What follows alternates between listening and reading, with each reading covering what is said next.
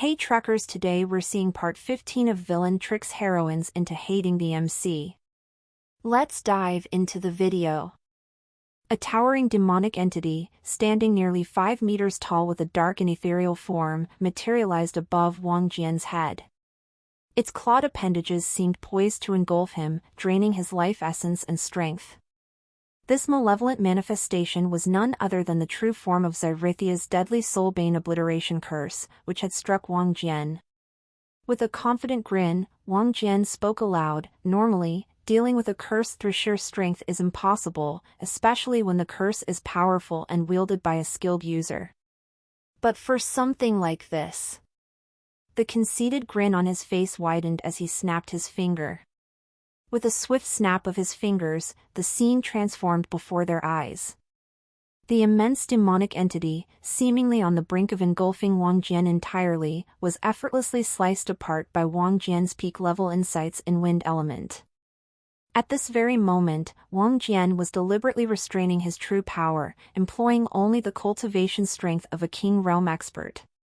This cunning tactic was aimed at concealing his true power as an Emperor Realm expert, keeping his full potential veiled from his opponents. As the dust settled, Yi Chen and Zyrithia looked on with a mix of awe and astonishment.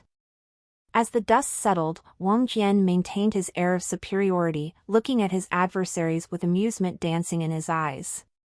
He gloated, "You two really don't stand a chance against me.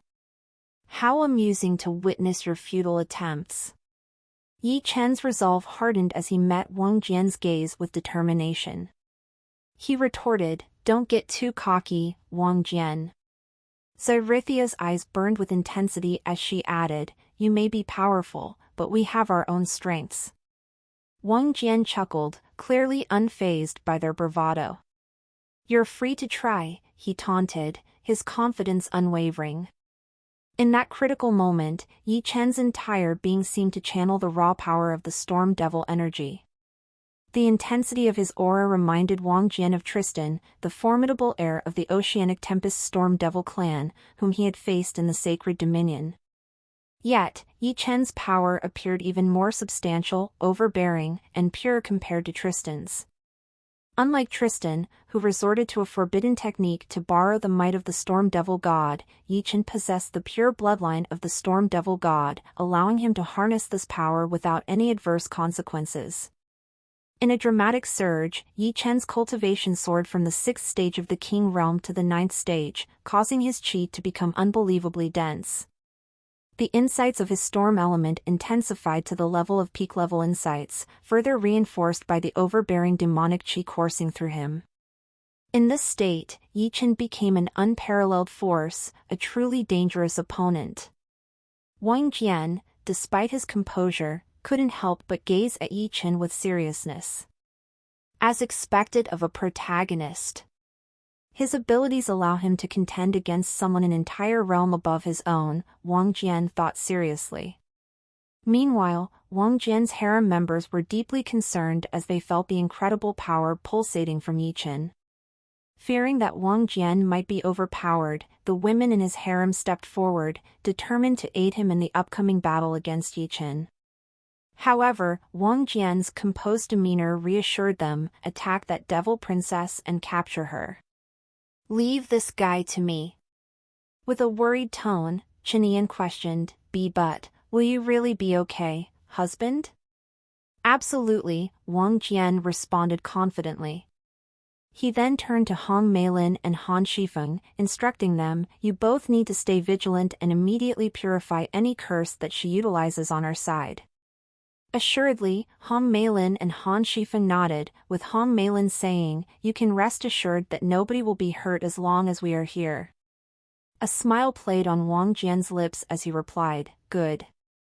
However, before the situation could escalate further, Yi Chen interjected with a cold tone, "Are you done saying your last words?" His words carried an unreal power, adding to the tension on the battlefield. Unfazed, Wang Jian gazed at Yi Chen with nonchalance and retorted, "Your power is certainly impressive. But it's still not great enough to allow yourself to be conceited in front of me." With those words, Wang Jian abruptly disappeared from his spot, utilizing spatial movement to reappear beside Yi Chen. He touched Yi Chen, and in an instant, both of them vanished from their original positions. Wang Jian had taken Yi Chen to a location where they could properly engage in their battle, and that place naturally belonged to the other side of the barrier, the side of the devils. In this location, Wang Jian had the freedom to unleash his full power without worrying about harming his own faction members. It was the perfect opportunity for him to utilize his domain. To maintain the facade of a King Realm expert, Wang Jian restrained the domain's effect to match that level. This way, he could easily handle Yi Chen's current power boost while concealing his true Emperor Realm cultivation. Yi Chen had enveloped the entire area with dense, dark clouds crackling with purple lightning. Determination blazed in his eyes as he prepared a formidable attack. "This time, I will definitely win and kill you here," he declared confidently, ready to unleash his might. Unfazed, Wang Jian smirked and expanded his own domain, the scorching solar incineration domain. The moment it was activated, intense solar flames surged out of Wang Jian's body, spreading across an extensive area. Several devils were caught within the domain, and weaker demons instantly ignited upon contact with its deadly power. The scope of destruction left by this domain was awe-inspiring. The dark clouds that Yi Chen had conjured in the sky began to disintegrate upon encountering the scorching heat emanating from Wang Jian's domain. It was a clear indication of the overwhelming power contained within those flames. Desperate to reduce the domain's potency, Yi Chen unleashed a torrent of waves, utilizing his peak-level insights in water element. However, to his shock, the water was instantly vaporized upon contact, leaving no trace behind. Unfortunately, when this water came in contact with Wang Jian's domain, it was completely evaporated without leaving a trace. This sight shocked Yi Chen to no ends, as he never expected those flames to be so powerful. It was only then he realized the true power of those flames. Realization struck Yi Chen as he exclaimed in horror, "No way. That's a domain." Wang Jian confirmed it with a sly smirk, "Correct." He pointed his index finger at Yi Chen, conjuring a small fireball that hovered menacingly over his fingertip before he launched it at Yi Chen. In his Storm Devil God mode, Yi Chen initially believed he could effortlessly dodge the incoming fireball by swiftly evading its path. However, his eyes widened in shock as the fireball rapidly expanded with each passing moment, growing to such immense proportions that it engulfed the entire area where Yi Chen could possibly escape.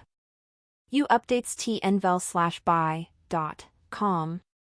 As Yi Chen attempted to utilize his movement technique to avoid the incoming fireball, he made a startling discovery: his usually swift movements were noticeably sluggish. A moment of realization struck him: this was the effect of the domain. Wang Jian's scorching solar incineration domain had suppressed the power of Yi Chen's elements to the point where he could barely muster 10% of their true might. Faced with the unstoppable fireball hurtling towards him, Yi Chen knew evasion was futile. Determination etched on his face as he mustered all his chi and gritted his teeth while preparing to endure the impending onslaught of this massive fireball. Thankfully, in addition to his devil bloodline from a powerful devil clan, Yi Chen had cultivated the formidable divine bone transformation art, greatly bolstering his endurance. Upon impact, the fireball's devastating power ravaged Yi Chen, inflicting unbearable pain upon him. His body convulsed involuntarily, and a pained howl escaped his lips, a testament to the sheer agony he was experiencing. Burning pain was notorious for being one of the deadliest torments a human could endure, and Yi Chen's resilience was tested to its limits. After a tense couple of seconds, the massive fireball dissipated, leaving Wang Jian to observe Yi Chen's half-charred body in the aftermath. With a sly smile, Wang Jian remarked, "Impressive. Your tenacity is commendable. I thought you would perish under that attack, but you surprised me." Wang Jian's eyes narrowed as he noticed Yi Chen's wounds healing before his very eyes. It intrigued him to see this recovery, which seemed to be fueled by Yi Chen's devil bloodline and an enigmatic power. He suspected that this mysterious ability might be related to Yi Chen's talent for multiplying rare herbs, possibly allowing him to absorb the medicinal essence of these herbs directly into his body for healing. To Wang Jian, this newfound power was nothing short of extraordinary. Amusement danced across Wang Jian's face as he quipped, "Just one fireball brought you to this half-dead state. I wonder how you will survive the next 10. At that moment, Yi Chen's eyes widened as he realized that he was encircled by 10 fireballs, each hurtling towards him with astonishing speed. As they closed in, their size began to swell, and Yi Chen had a sinking feeling that the power within these fireballs surpassed even the devastating force of the first one he had endured. The next 10 fireballs that Yi Chen faced were unparalleled in their power, posing an imminent threat to his very existence. The force behind them was so overwhelming that even his formidable body cultivation technique and ability to harness medicinal energy seemed insufficient to withstand the onslaught. But just as Wang Jian had predicted, the world's essence intervened right before disaster struck.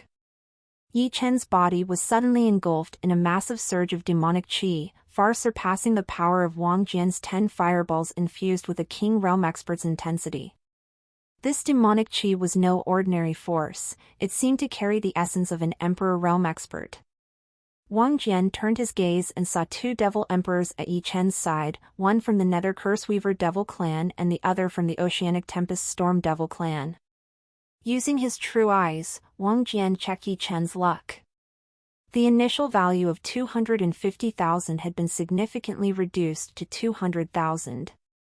This meant that the world's essence had expended a substantial amount of Yi Chen's luck to save him this time. The situation was favorable for Wang Jian. Yi Chen's luck was now within a range where Wang Jian could potentially end his life in their next encounter. "Who are you, human? How dare you try to kill the sole inheritor of the Oceanic Tempest Storm Devil clan? You are going to pay for that." The Devil Emperor from the Oceanic Tempest Storm Devil clan bellowed in rage, his imposing presence causing the battlefield to shudder. Meanwhile, the Devil Emperor belonging to the Nether Curseweaver Devil clan observed Wang Jian's domain with keen interest. He was genuinely surprised to see a human who had gained insight into a domain and conjured such a refined one. This hinted at the human's extraordinary talent and affiliation with a powerful human force. Yi Chen wasted no time in providing crucial information. He is Wang Jian, the 7th prince of the empire. He is the one who foiled our plans by dealing with the 3rd prince. Capturing him will help us regain control over a significant part of the battlefield. The 7th prince? Both devil emperors were taken aback by the revelation. Excitement soon replaced their astonishment. If they could capture Wang Jian, their contribution to the war against the humans would be immense. Deep in thought, Wang Jian pondered his options. Confronting 2 devil emperors with only his king realm cultivation and domain wouldn't be enough to secure victory. Revealing his emperor realm cultivation was also out of the question, given the numerous demons keeping a watchful eye on the battlefield. Slaughtering them all would be impractical. Escape was his best bet. As the Devil Emperors closed in, Wang Jian swiftly activated his spatial movement infused with medium-level insights in the laws of space, instantly vanishing from their grasp. His range was vast enough to safely transport him to the other side of the barrier, beyond the Devil Emperor's reach. As Wang Jian evaded their clutches, both Devil Emperors were taken aback by his unexpected skill and spatial element. If they had been aware of this ability, they could have utilized their own insights and laws to suppress the laws of space, preventing Wang Jian from slipping away. "Well, there's no medicine for regret," one of the Devil Emperors grumbled, realizing their missed opportunity. Recovering from their initial surprise, the Devil Emperors turned their attention to Yi Chen, eager to hear the details of the intense battle with Wang Jian. Yi Chen candidly recounted the thrilling events, leaving no detail untold. Upon learning that their clan's heiress, Zyrithia, was on the other side of the barrier, the Devil Emperor from the Nether Curseweaver Devil clan couldn't help but feel anxious for her safety. However, his worries soon subsided as he discovered that Xyrithyia was accompanied by 3 powerful devil emperors, while Wang Jian's faction seemed to have only 2 emperor realm experts. The odds appeared to be in their favor, and he sighed with relief. Unbeknownst to the devil emperor, his worry for Xyrithia's safety was not entirely unfounded. As Wang Jian returned to his faction's side, he cunningly concealed his identity by donning a mask and a black robe. This was the attire of the mysterious emperor realm expert of his faction. With a sinister smile adorning his face, Wang Jian emerged from the shadows, ready to take on the devil emperors confronting Yu Yanling and the Grand Elder of the Lotus Blossom sect. I think you should take a look at. The battlefield pulsed with tension as Wang Jian's true prowess came into play. With a surge of power, Wang Jian expanded his domain, unleashing the full force of the scorching solar incineration domain. The 3 devil emperors stood no chance against the combined might of Wang Jian, Yu Yanling, and Grand Elder E.7 sit n-velb/n. C/m for L test vels. In a swift and decisive battle, the devil emperors were mercilessly vanquished, leaving no room for escape or surrender. With the devil emperors dealt with, Wang Jian's faction turned their attention to the horde of devils that had charged at the barrier. The battlefield was a chaotic whirlwind of clashes and powers, but Wang Jian's harem members proved to be formidable adversaries, led by Qinian and Stella. They held their own against Xyrithyia, the clan heiress of the Nether Curseweaver Devil clan, while the rest of the women in Wang Jian's harem took on Xyrithia's comrades.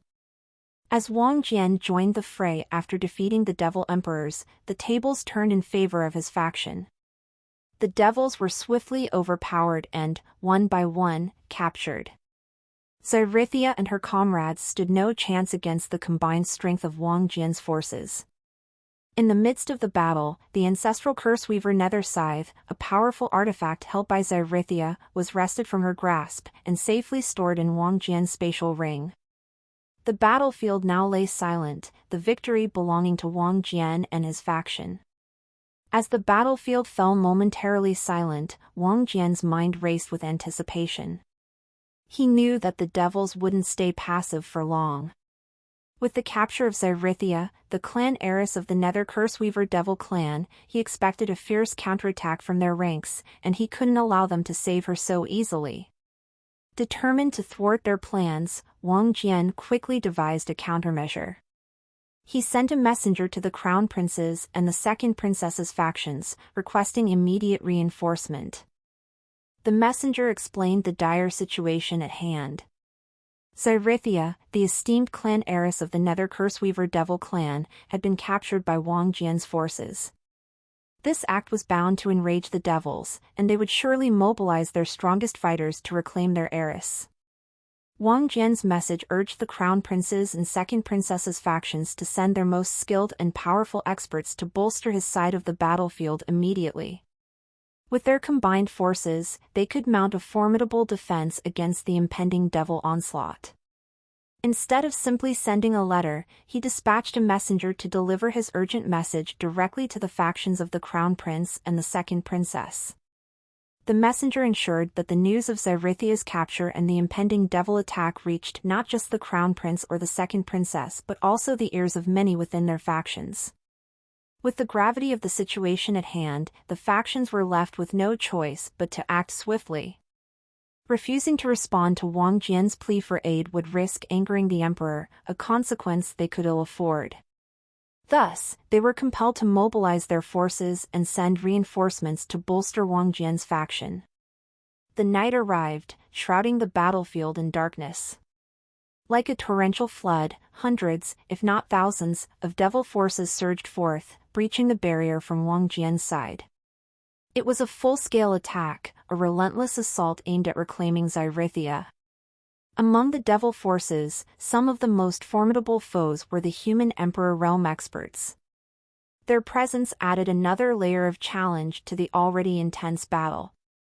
But Wang Jian and his faction were not alone. The timely arrival of reinforcements from the Crown Prince's and Second Princess's factions bolstered their ranks. The Emperor realm experts they brought with them turned the tide of the battle, providing a formidable defense against the relentless devil onslaught. Amidst the chaos of battle, the night sky was illuminated by flashes of brilliant light as powerful techniques and devastating attacks were unleashed. In a shrewd tactical move, Wang Jian strategically positioned the weaker members of his faction at the backlands or even away from the camp or even away from the immediate vicinity of the camp.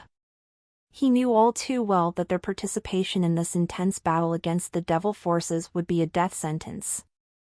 While the Emperor realm experts held the fate of the battlefield in their hands, it was Wang Jian himself, alongside his formidable harem of women, who were making the most significant impact in this conflict.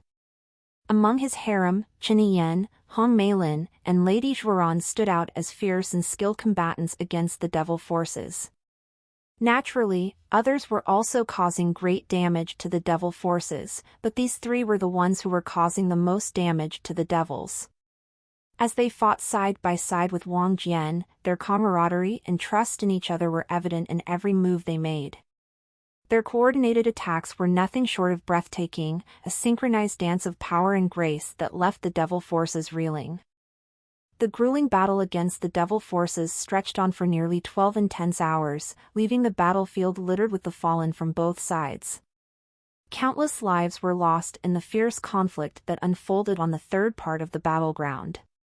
Yet, amidst the chaos, Malachi and a select few devil emperors from the Nether Curseweaver devil clan stood resolute, guarding the central and northern regions of the battlefield. Their presence acted as a deterrent, preventing the human forces from capitalizing on the devil forces' momentary vulnerability and launching an all-out assault on their main camp. It was a strategic move, ensuring that the most skilled experts of their clans were ready to defend against any potential threats. As for the Oceanic Tempest Storm Devil clan, they appeared to be reluctant in lending their full aid to rescue Xyrithia, the clan heiress of the Nether Curseweaver devil clan. Despite Yi Chen's fervent appeals for their assistance, they remained immovable, steadfast in their decision. To prevent any rash actions on Yi Chen's part, they went to great lengths to restrain him, fearing that his involvement might put him in harm's way. They cared deeply for Yi Chen, not wanting him to jeopardize his own safety for the sake of another. It was due to these couple of reasons that Wang Jian's faction managed to repel these devil forces.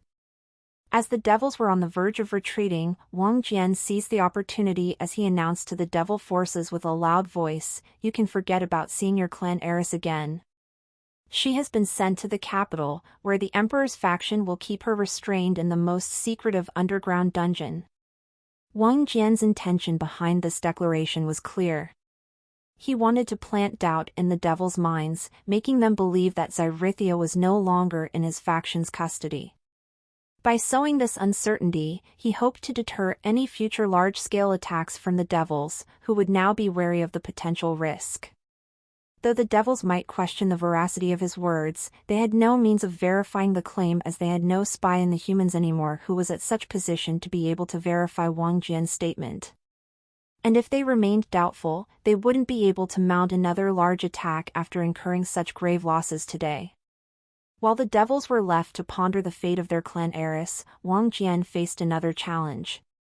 The Emperor realm experts from the factions of the Crown Prince and the Second Princess demanded the location of Xyrithia, insisting that her escape would be catastrophic. To reinforce the convoy that supposedly carried her to the capital, members from other factions would join for added security. Knowing that they wouldn't be easily dissuaded, Wang Jian sighed inwardly. He had anticipated such a scenario and had indeed dispatched a decoy convoy towards the capital. Of course, this convoy did not actually contain Xyrithia, but the Emperor realm experts had no way of confirming this. As the other factions would eventually realize they had been misled, Wang Jian was prepared to offer the excuse that he had accidentally given them the route of the wrong convoy. This clever maneuver allowed him to maintain control over the situation and keep Xyrithia's whereabouts safely hidden from the other factions. Once the Emperor realm experts had departed, Wang Jian made his way to a tent where Xyrithia, the renowned devil princess, was held captive. She lay on the ground, her hands and legs bound by special quality metal, yet a spark of amusement danced in Wang Jian's eyes as he approached. He addressed her calmly, "It seems all the troubles have finally been dealt with, and now we can have a nice conversation."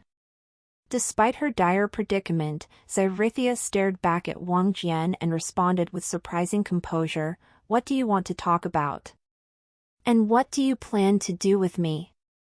I know you won't kill me, you would have done it already if that was your intention." Wang Jian nodded with a smile, acknowledging her astuteness. "You're right. I do have a couple of uses for you. The first of which is to put your seductive body to good use." Xyrithia's eyes widened in shock at his words, quickly protesting, "And no way. You wouldn't do something as beastly as that. You're a human prince, and what would your wives think if they knew you were stooping so low as to rape a helpless woman?" A wicked glint flashed in Wang Jian's eyes, and he retorted, "They'll think nothing of it because they won't ever find out. Besides, it's quite amusing to hear you refer to yourself as a helpless woman when, in reality, you're a wicked demon who has slaughtered countless humans. Whatever I do to you, it's mercy compared to what you deserve." Xyrithia's face contorted with frustration, but she knew she was in a vulnerable position, unable to defend herself against Wang Jian's accusations. Trapped and bound, she could only await her fate at the hands of her captor. As Wang Jian approached Xyrithyia, a shy look appeared on her face, and she whispered softly, "Please be gentle. It will be my first time. I think you should take a look at." Amazement flickered in Wang Jian's eyes upon hearing her words. He questioned, "You accepted the situation rather easily." Xyrithyia replied softly, "I never expected to find myself in such a dire situation, but it seems you weren't lying. You really do plan to rape me. If my fate is to endure this, I would rather try to find some semblance of pleasure than just cry out for help when I know none will arrive." Wang Jian sneered in response, keenly aware of her true intentions. "That's not all, is it? You have your reasons for playing along.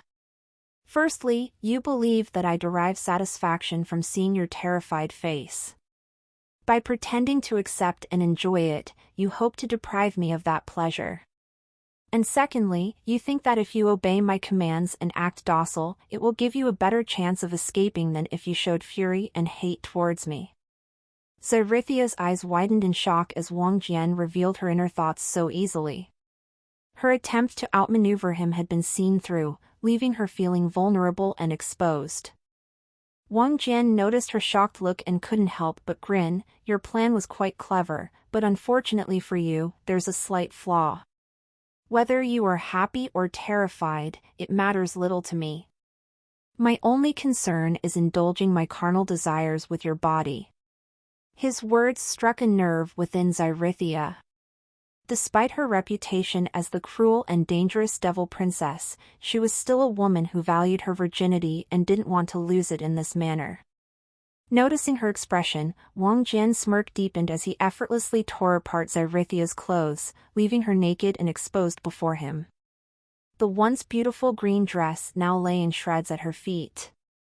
In that moment, Xyrithyia realized the true depths of her predicament.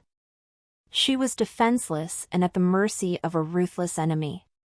Her mind raced, trying to find a way out of this situation, but there was no escape. Without hesitation, Wang Jian placed himself onto Xyrithia's nude body, and the two were enveloped in an intense passionate night that shook them to their core. In addition to engaging in sexual activity, Wang Jian made sure to fulfill his depraved cravings by exploiting Xyrithia's extraordinarily alluring figure on this night. As the night progressed, Wang Jian began punishing Xyrithyia in a number of ways. "You are extremely bold. When you arrived to save Yichin in the sacred dominion, you threw a wrench in my plans. Do you really care about that scumbag enough to want to save his life? What exactly is it?" When Wang Jian asked this, he had already inserted his member violently into Xyrithia's pussy. The sensation of Wang Jian's member in her pussy had sent waves of shock through Xyrithyia. She had first felt extreme stabbing agony, but that pain was gradually diminishing as she became used to the sensation. And instead, an exhilarating sensation was gradually replacing the pain, making the experience extremely enjoyable for her. It had gotten to the point that her mind was getting numb. During this moment, she replied to Wang Jian's questioning, "No. I was just trying to save his life, because he saved my life, nothing else." "I see. However, you seem to have been of great assistance to him throughout these days. You assisted him in seizing command of the Oceanic Tempest Storm Devil clan." Wang Jian gave Xerithia a severe spanking on her bubbly buttocks and said, "You little witch, you deserve punishment for that." Xerithia felt pain from those spanks, as was only natural, and she stated while still feeling Wang Jian's member reaching the deepest regions of her body and delivering her with that amazing pleasure, "No. It's just that I desired control over the Oceanic Tempest Storm Devil clan. It was simple to keep each under control. I just wanted to talk to him politely. He would then obey all of my instructions." After hearing her justification, Wang Jian snorted and gave Xerithia 3 vigorous spankings on her bubbly buttocks. When Wang Jian hit Xerithia's buttocks for the 3rd time, Xerithia couldn't stop herself from coming. "What a slut you are! You actually came while being spanked. I really have never seen such a depraved woman like you." Wang Jian spoke as he came deep inside of Xerithia's pussy. New chapters will be fully updated at novl.bin.com. Xerithia felt his hot sperm into her pussy, and she felt a growing desire to adore that sensation. It wasn't the same explosive pleasure, but rather a soothing pleasure that permeated her whole existence. When Wang Jian drew out his member, which was saturated in her pussy secretions, he slammed it against Xerithia's face and said, "Clean it." Xerithia's eyes widened in shock. She had never expected to be doing something so degrading. When he saw she was hesitating, Wang Jian abruptly grabbed her hair and jerked it violently while he said the menacing words, "Do it." Xerithia's eyes widened in dread as her lips started to move on its own, opening and enveloping Wang Jian's member. However, Wang Jian's member was much too huge for her to entirely wrap in her mouth. However, she started using her tongue to wipe his dick. Wang Jian suddenly grasped her head from behind, stuffed his thing deep into her mouth, and then muttered while blissfully shutting his eyes, "Ah, that's it. You've got some serious skill in this field." Wang Jian and Xerithia have only engaged in 1 round of sex just now. It was just a taste of what was to come. In the midst of it all, Xerithia's body started to have a strong desire for Wang Jian's dick. In contrast to human nature, devils were more inclined to and even compelled to follow their own desires. So, even though Xerithia found the whole affair revolting, she had to give in to her body's demands. She had gotten to the point of groveling for Wang Jian's dick in her pussy. Even to the point of begging him to come inside of her pussy. Before this night, she never in a million years would have dreamed that she would be the one pleading a man to pierce her pussy with his dick. But now, the impossible had happened, and this marked a tremendous change in her mental state. It was nearly dawn when Wang Jian finally came to a halt. He scooped up Xerithia, carried her to a hidden tent that he had constructed especially for her, and set her down on the bed within the tent. After leaving Xerithia's tent, Wang Jian wasted no time as he made his way to the capital city, utilizing the mystical teleportation formation. His movements were swift and purposeful, his mind already calculating the next steps of his intricate plan. With the delicate situation at hand, Wang Jian knew it was imperative to switch the Empress and the Second Queen's location from his palace. Despite the Emperor's faction's relentless pursuit, Wang Jian's confidence in his plan remained unshaken. His strategy was elegantly simple yet carried the weight of brilliance. He intended to shift the location of the Empress and the Second Queen to a place that had already been meticulously searched by multiple factions. All test NOVL on novelben/.cm. By doing so, Wang Jian would lead the Emperor's faction on a wild goose chase. Upon contacting Su Xian and Fan Shuang through telephone, Wang Jian swiftly gathered intelligence on the various areas thoroughly searched by the Emperor's faction. His keen mind quickly settled on one location at random, the perfect hideout to move the Empress and the second queen. In the depths of an underground chamber, the fateful meeting unfolded. Wang Jian's calm demeanor contrasted with the tension in the air as he released the restraints that held the Empress and the second queen captive. He tossed dresses their way and commanded them in a matter-of-fact tone, "Wear them." The two women hesitated, their hands trembling slightly as they clutched the dresses, covering their alluring, naked bodies with a mix of reluctance and defiance. A wicked grin curled on Wang Jian's lips as he observed them wearing the clothes. Once they had the dresses on, he handed each woman an oversized robe that could cover their entire body. "Now, we will be leaving this place and heading somewhere safer. I trust you both to remain utterly silent during our journey," Wang Jian said, his lips curling into a mischievous grin. The second queen couldn't help but snort derisively. "So what if we make a noise? What's the worst you can do to us? You've already violated us in the worst way possible. Even if you decide to end our lives, we are prepared."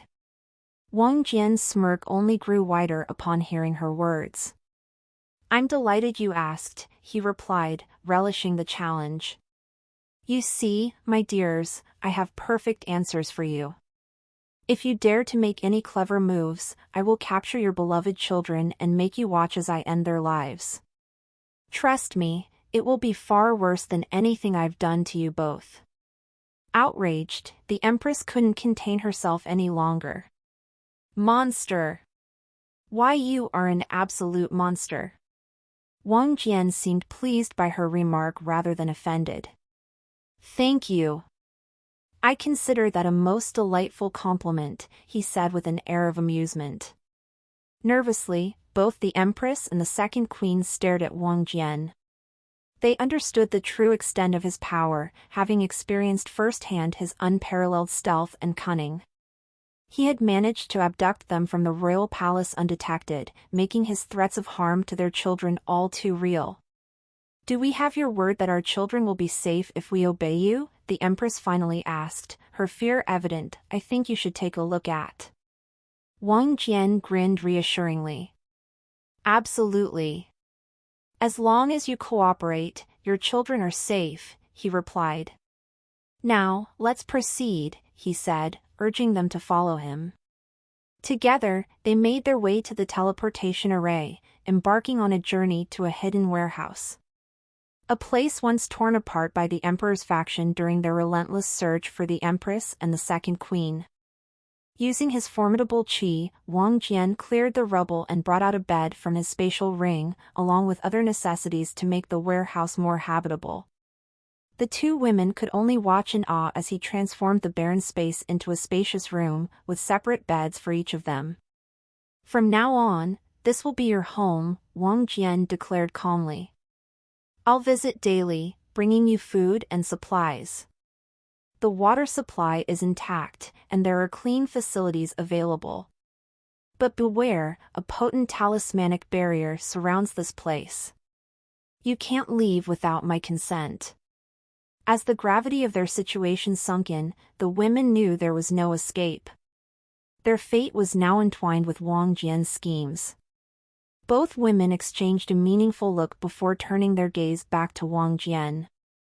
The Empress bravely spoke on behalf of both of them. "We understand. We are willing to live here. But please, just keep your promise."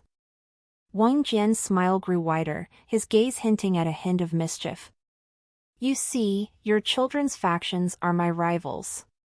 It will take considerable willpower on my part not to act against them and simply eliminate them," he confessed with a sly tone.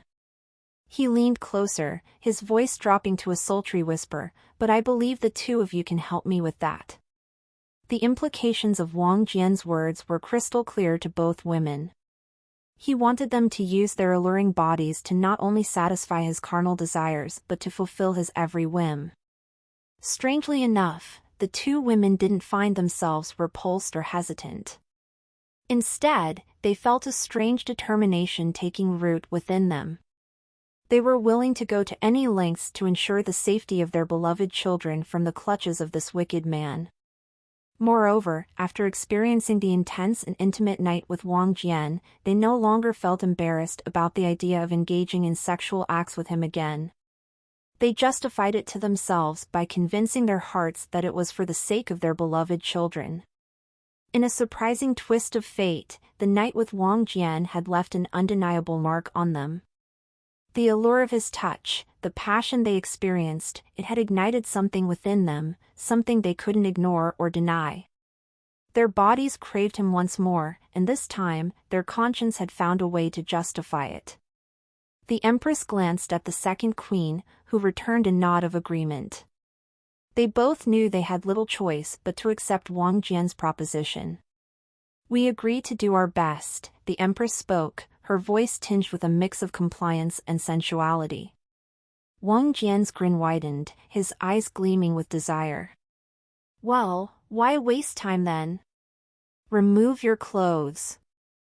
I want to test your resolve," he commanded with a depraved grin. Without hesitation, the two royal women began to undress, shedding their garments one by one until they stood naked before Wang Jian. Their seductive bodies glistened with a combination of excitement and nervousness. For nearly 12 hours, the room was filled with the sounds of pleasure and desire as the three of them engaged in intimate acts. Wang Jian reveled in their submission, guiding them to fulfill his every desire, whether it was be it a provocative dance, a passionate blowjob, a tantalizing titty-fuck, or exploring their eager bodies in various positions. The hours seemed to melt away, and the sun shifted across the sky as the intense encounters continued. The Empress and the second queen were both experienced women, but even they couldn't deny the newfound exhilaration they felt under Wang Jian's spell. As evening approached, Wang Jian finally decided to pause the intense escapade. The three of them lay on the bed, their bodies intertwined, and exhaustion mingled with satisfaction evident in their eyes. The night had fallen, and the room was now enveloped in darkness. Wang Jian's arms were wrapped possessively around the two seductive royal women, savoring the feeling of their bodies pressed close to his. In the aftermath of their intense encounter, the Empress and the second queen found themselves filled with conflicting emotions. They couldn't deny the electrifying pleasure they experienced, yet the realization of the path they had embarked on weighed heavily on their minds. Fortunately, they had the excuse in their minds that they were only doing this to save their beloved children. After resolving the situation with the Empress and the second queen, Wang Jian swiftly returned to his palace using the teleportation formation before making his way back to the battlefield. Meanwhile, the silver-masked group, led by Su Xian and Bishi Shuyan, had become highly acclaimed throughout the empire, winning the hearts of the general populace with their heroic deeds.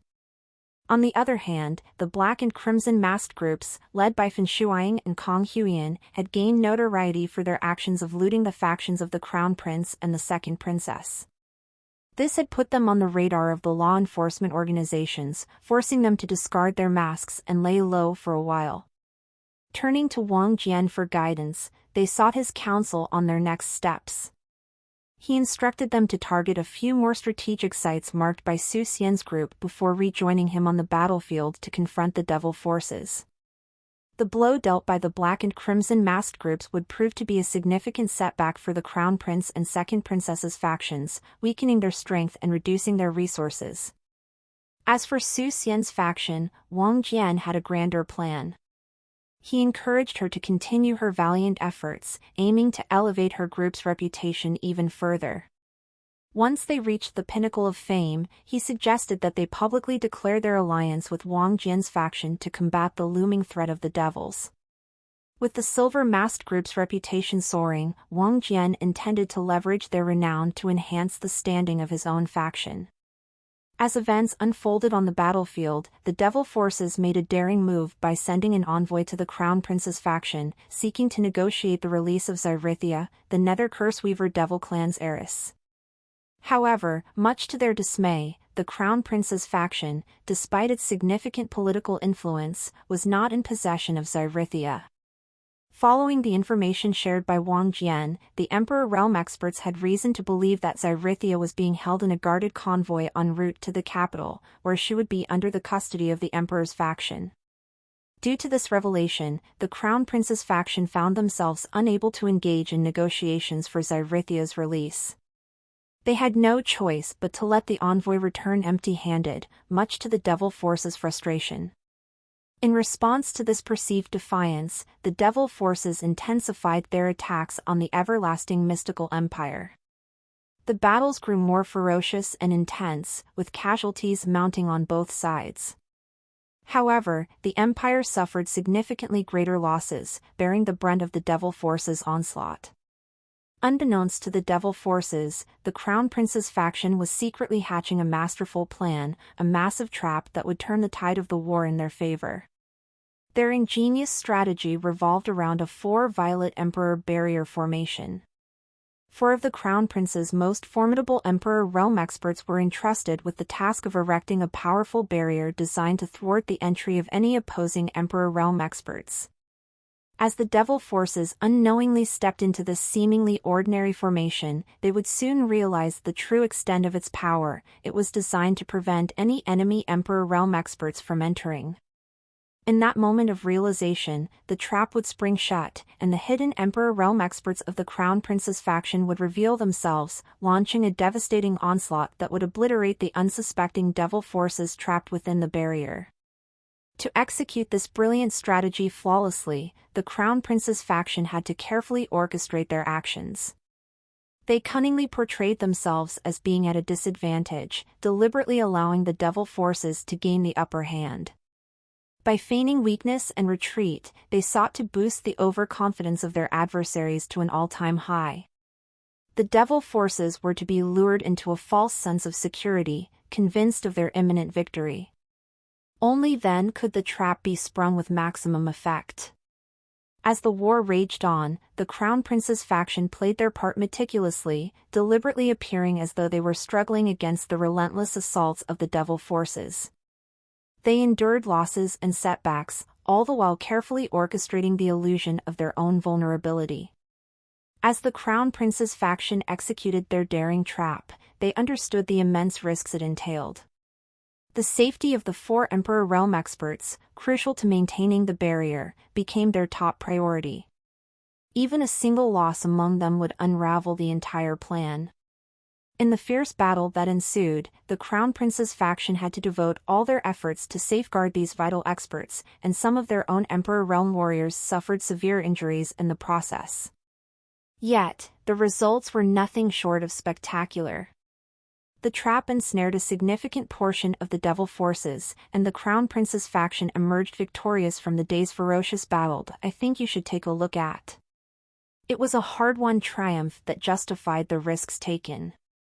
With their momentum building, the Crown Prince turned his attention to the remaining formidable adversaries, the Devil Emperors and the Human Emperor realm experts among the enemy ranks. To secure victory, he sought aid from his siblings, 2nd Princess Wang Ying's faction, and 7th Prince Wang Jian's faction.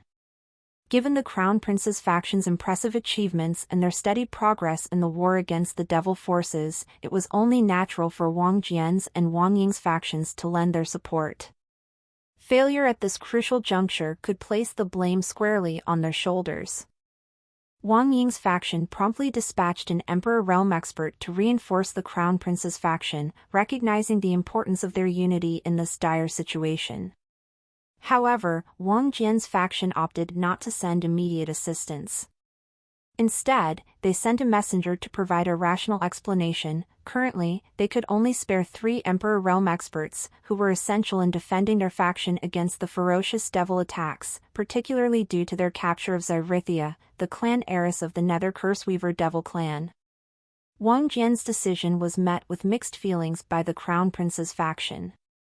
On one hand, they understood the precariousness of Wang Jian's position and the need to protect his own faction.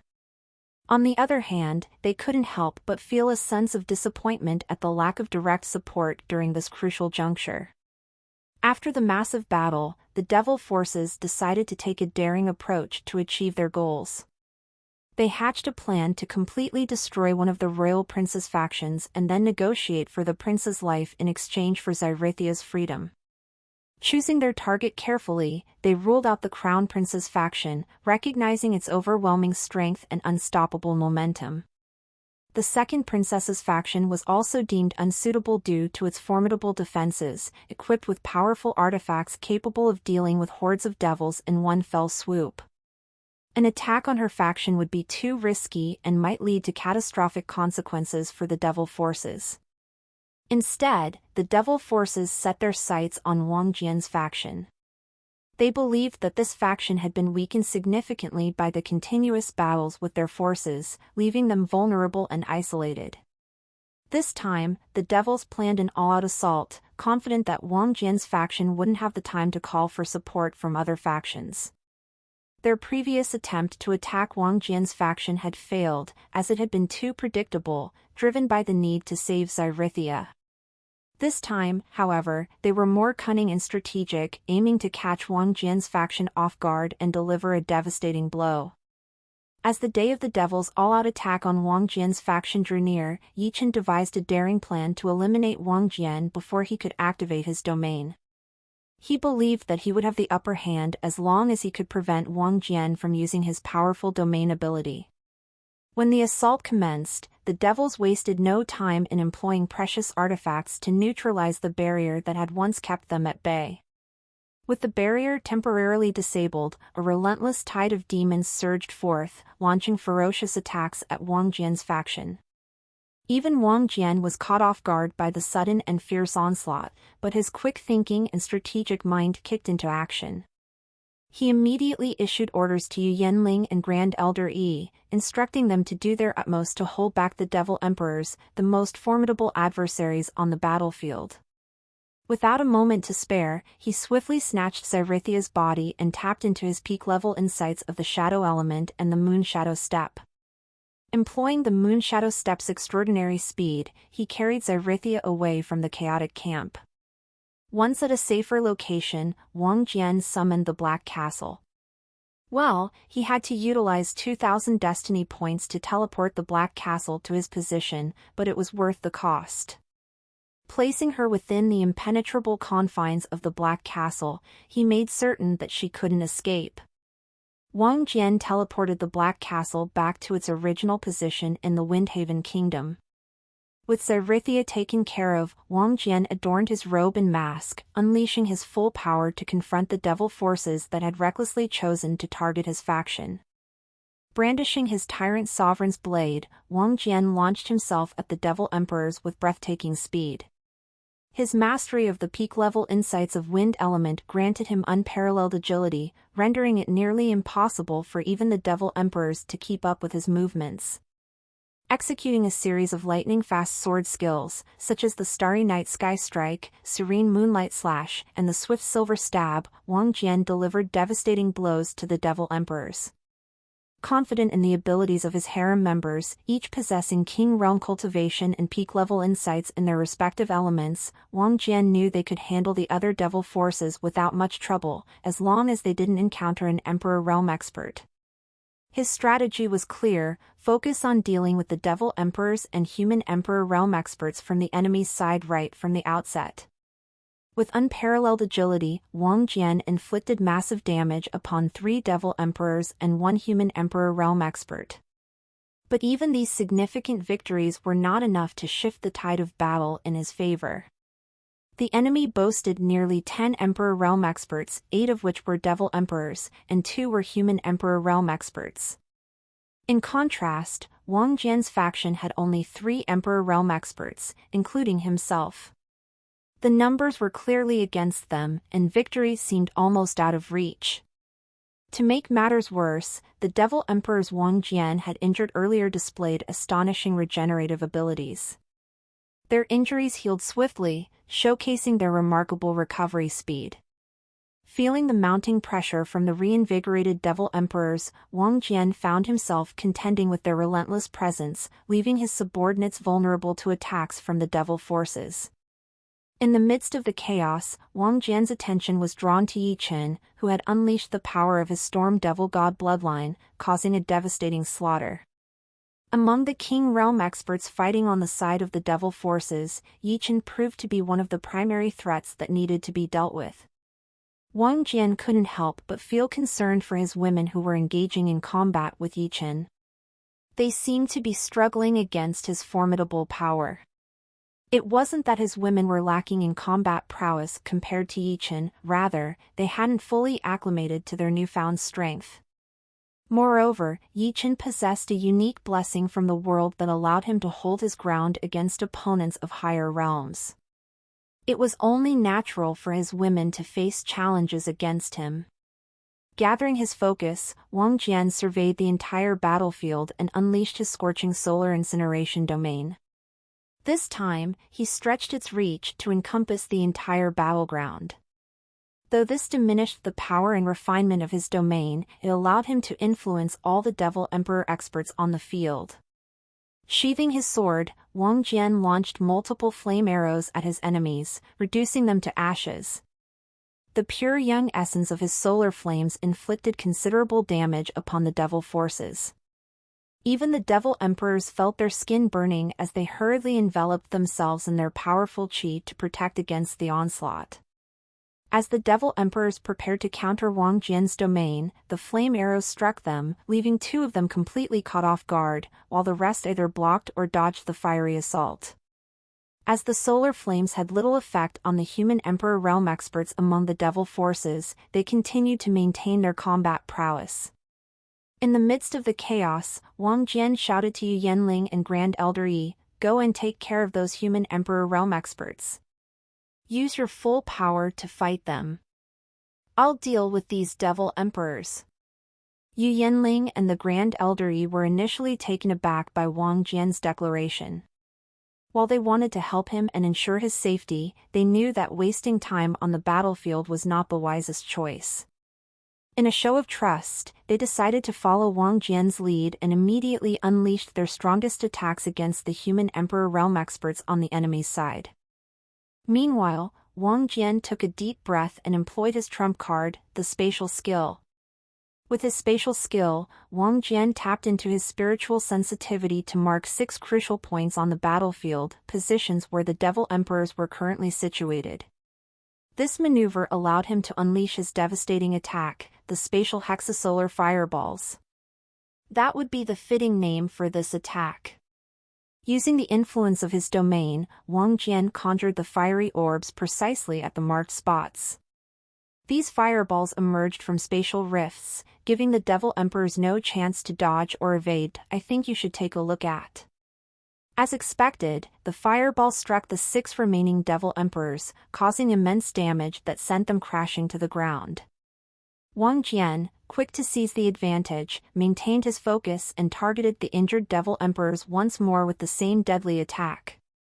This time, 3 of the Devil Emperors met their end, incinerated to ashes by the scorching power. The remaining 3 were left severely wounded, and despite their formidable healing abilities, their recovery would be slow, leaving them vulnerable and incapacitated for some time. As Wang Jian prepared to deliver the final blow to the weakened Devil Emperors, his keen senses detected something amiss on the battlefield. He noticed that Yi Chen had gained the upper hand against Xiaoling, and it seemed like he was about to deliver a fatal blow. Without a moment's hesitation, Wang Jian shifted his focus and activated his spatial movement skill, instantly teleporting next to Yi Chen. With a powerful punch that resonated with a series of crunching sounds, he sent Yi Chen's body flying far away from the battlefield. Once Yi Chen was dealt with, Wang Jian turned his attention to Xiaoling, swiftly grabbing her and moving her to a safer position near Hong Meilin and Han Shifeng. He knew that Hong Meilin and Han Shifeng possessed extraordinary abilities, thanks to their holy attribute, making them formidable adversaries for the devil forces. With Xiaoling under the protection of Hong Meilin and Han Shifeng, Wang Jian could focus on dealing with the remaining enemies without worrying about her safety. As Yi Chen rose from the rubble, a faint greenish hue surrounded his body, catching Wang Jian's keen eyes. He deduced that this aura must be medicinal energy, and Yi Chen had cleverly stored a wealth of medicinal herbs within a special artifact to draw upon it for healing. However, unbeknownst to Yi Chen, Wang Jian had already locked onto him using his spatial element. Seeing the opportunity, just as Wang Jian had done with the Devil Emperors earlier, he focused his power and unleashed the devastating spatial solar fireball aimed directly at Yi Chen's vulnerable form. Despite possessing the formidable demonic bloodline and being a King Realm expert, Yi Chen found himself facing the full brunt of Wang Jian's attack. However, his resilience and mastery of the divine bone transformation technique allowed him to endure the fiery onslaught. Thanks to the medicinal energy stored within his artifact, Yi Chen managed to survive the attack, but he was left heavily wounded and struggling to maintain his footing on the battlefield. Another attack and he would be done with. In a fierce and focused state, Wang Jian readied himself to unleash another attack, determined to finish off the remaining Devil Emperors and Yi Chen in one decisive blow. However, just as he summoned his scorching solar incineration domain, something astonishing occurred. The domain was abruptly and forcibly dispelled, leaving him momentarily stunned. With his domain dissipating, Wang Jian found himself unable to gather enough flame elemental energy to deliver the killing blow to the Devil Emperors and Yi Chen. Despite the setback, he still gathered enough flame elemental energy to unleash a fierce attack that gravely injured the Devil Emperors and left Yi Chen in a comatose state. Although they were alive, they were now unable to continue fighting. Intriguingly, Wang Jian's true eyes allowed him to take a quick glance at Yi Chen's luck, and what he saw shocked him to his core. Get latest double CHDRs on NVE/LBJ/N.C/M. Yi Chen's luck was rapidly diminishing, and within moments, it plummeted to 0. It was precisely at this critical moment that the system sent an urgent notification. The world's essence used up all the gathered luck of the protagonist Yi Chen to send the anomaly to slaughter the host. Protagonist Yi Chen has now lost his protagonist status, and all his heroines will also lose their heroine status. Congratulations, host! You have successfully vanquished the third protagonist. You shall now be rewarded with a unique skill. As the revelation sank in, Wang Jian's mind spun with disbelief and anticipation. In that moment, he heightened his spiritual sensitivity to its full extent, scanning the battlefield for any anomalies. And there it was, a peculiar sight caught his eye. High in the sky, a lone figure with striking green hair and crimson eyes soared with exhilaration. Despite the chaos below, he seemed entirely fixated on Wang Jian, as if nothing else mattered. This emerald-haired individual wielded a pair of dual swords with remarkable skill, exuding an aura of danger. He boldly proclaimed, "So, you are my target. Warning! This is the anomaly created by the world's essence. Facing him will be dangerous." The warning echoed in Wang Jian's mind, a testament to the gravity of the situation. As he locked eyes with the mysterious intruder, he felt an ominous foreboding deep within him. The emerald-haired figure was no ordinary adversary. Wang Jian keenly sensed the overwhelming Emperor realm power emanating from the enigmatic warrior before him. His curiosity deepened as he observed the peculiar pair of swords the emerald-haired guy wielded, one possessing the holy attribute, while the other brimming with intense devil attribute. Intriguingly, both swords seemed to possess a potent law nullification ability, rendering Wang Jian's domain defenseless against their might. It was as if the connection between his domain and the laws had been effortlessly severed by those mysterious blades. Faced with such an enigmatic adversary, Wang Jian couldn't help but inquire, "Who are you?" In response, the emerald-haired expert let out a resolute declaration that resonated through the battlefield, capturing the attention of everyone present. "I have come to slaughter you, Wang Jian," he proclaimed boldly, his words echoing across the battlefield and capturing the attention of all present. Gasps and whispers rippled through the ranks of both devil forces and empire warriors as they fixated their gaze on this masked intruder. Little did they know that this mysterious expert was none other than Wang Jian in disguise. Wang Jian's eyes narrowed in astonishment. How did this stranger know his name? They had never crossed paths before, yet the emerald-haired expert seemed to possess knowledge of his true identity concealed behind the mask. A tense silence blanketed the battlefield as the two powerful forces sized each other up, the intensity of their gazes mirroring their determination to emerge victorious. Wang Jian knew that this was no ordinary encounter. There were mysteries at play, and the enigmatic swordsman held the answers he sought. Wang Jian responded curiously, "You know my name, but I do not know yours. Enlighten me, and perhaps we can find a way to resolve this without needless bloodshed." The emerald-haired warrior grinned, his crimson eyes gleaming with a mixture of amusement and anticipation. "Names are of little consequence in the grand scheme of things," he replied enigmatically. "You may call me the Void Blade, a name that holds no origin or history. As for why I have come for you, well, I am sure you ought to know by now. It's because your evil deeds crossed the threshold and it's time for you to pay the price for that." "Evil deeds?" Wang Jian narrowed his eyes coldly. Void Blade nodded, "That's correct. But enough talk for now. Let's start our battle. I need to return home after dealing with you." With grim determination, Wang Jian braced himself for the confrontation. In the blink of an eye, Void Blade swung both his swords, unleashing invisible streams of energy that surged toward Wang Jian, aiming to bind him in place. An ominous feeling crept over Wang Jian as he witnessed the approaching energies. Reacting swiftly, he employed his spatial movement skill, teleporting out of harm's way. However, his shock only intensified when he saw Void Blade anticipate his move, slashing precisely at the spot Wang Jian had just teleported to. It was as if Void Blade could see into the future, predicting Wang Jian's every move. Wang Jian hastily raised his Tyrant Sovereign's blade to block the onslaught. The resulting clash sent shockwaves rippling through the battlefield. For a few heart-pounding seconds, the two powerful forces collided, and then the unthinkable happened: the formidable Tyrant Sovereign's blade shattered under the assault.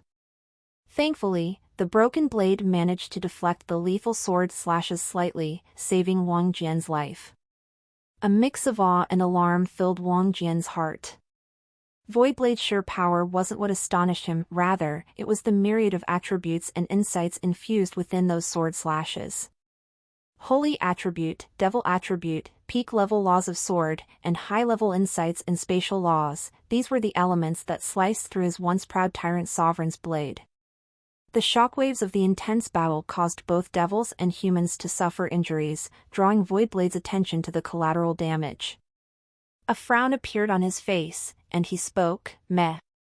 This place has too many innocent people who will die if we fight here. Do you mind moving somewhere else?" Wang Jian was slightly taken aback by Void Blade's unexpected request. Fighting here would give Void Blade an advantage, as Wang Jian would have to divert his attention to protect his faction members from harm. Yet, to Wang Jian's surprise, Void Blade seemed unwilling to exploit the situation and instead asked to change their battleground. Realization dawned on Wang Jian: whoever assigned this mission to Void Blade had expressly instructed him not to harm anyone else, focusing solely on Wang Jian. Understanding the implication behind this request, Wang Jian spoke cautiously, "All right. Where should we go?" Void Blade met Wang Jian's gaze and said, "I know you will be cautious, and that's only natural. That's why I'll use this." He then revealed a small, translucent blue cube. As soon as Wang Jian laid eyes on the cube, he sensed an unreal power of the laws of space emanating from it. He was certain that this spatial Azure cubic arena held a much higher grade of spatial laws than the Eben Void Essence Ors. Up TED chapters nnvelben.com. Moreover, the cube radiated an immense chi that indicated its resistance to brute force. "I think you should take a look at." The blue cube expanded rapidly, enveloping both Void Blade and Wang Jian, but curiously, nothing else entered it. "This is the Spatial Azure Cubic Arena, an artifact I acquired from a ruin. It allows me to trap myself and my opponent in it, ensuring our battle doesn't harm anyone or anything in the surroundings, Voidblade explained. The spatial element within this cube is transparent, blocking everything except light, so people outside can witness our fight.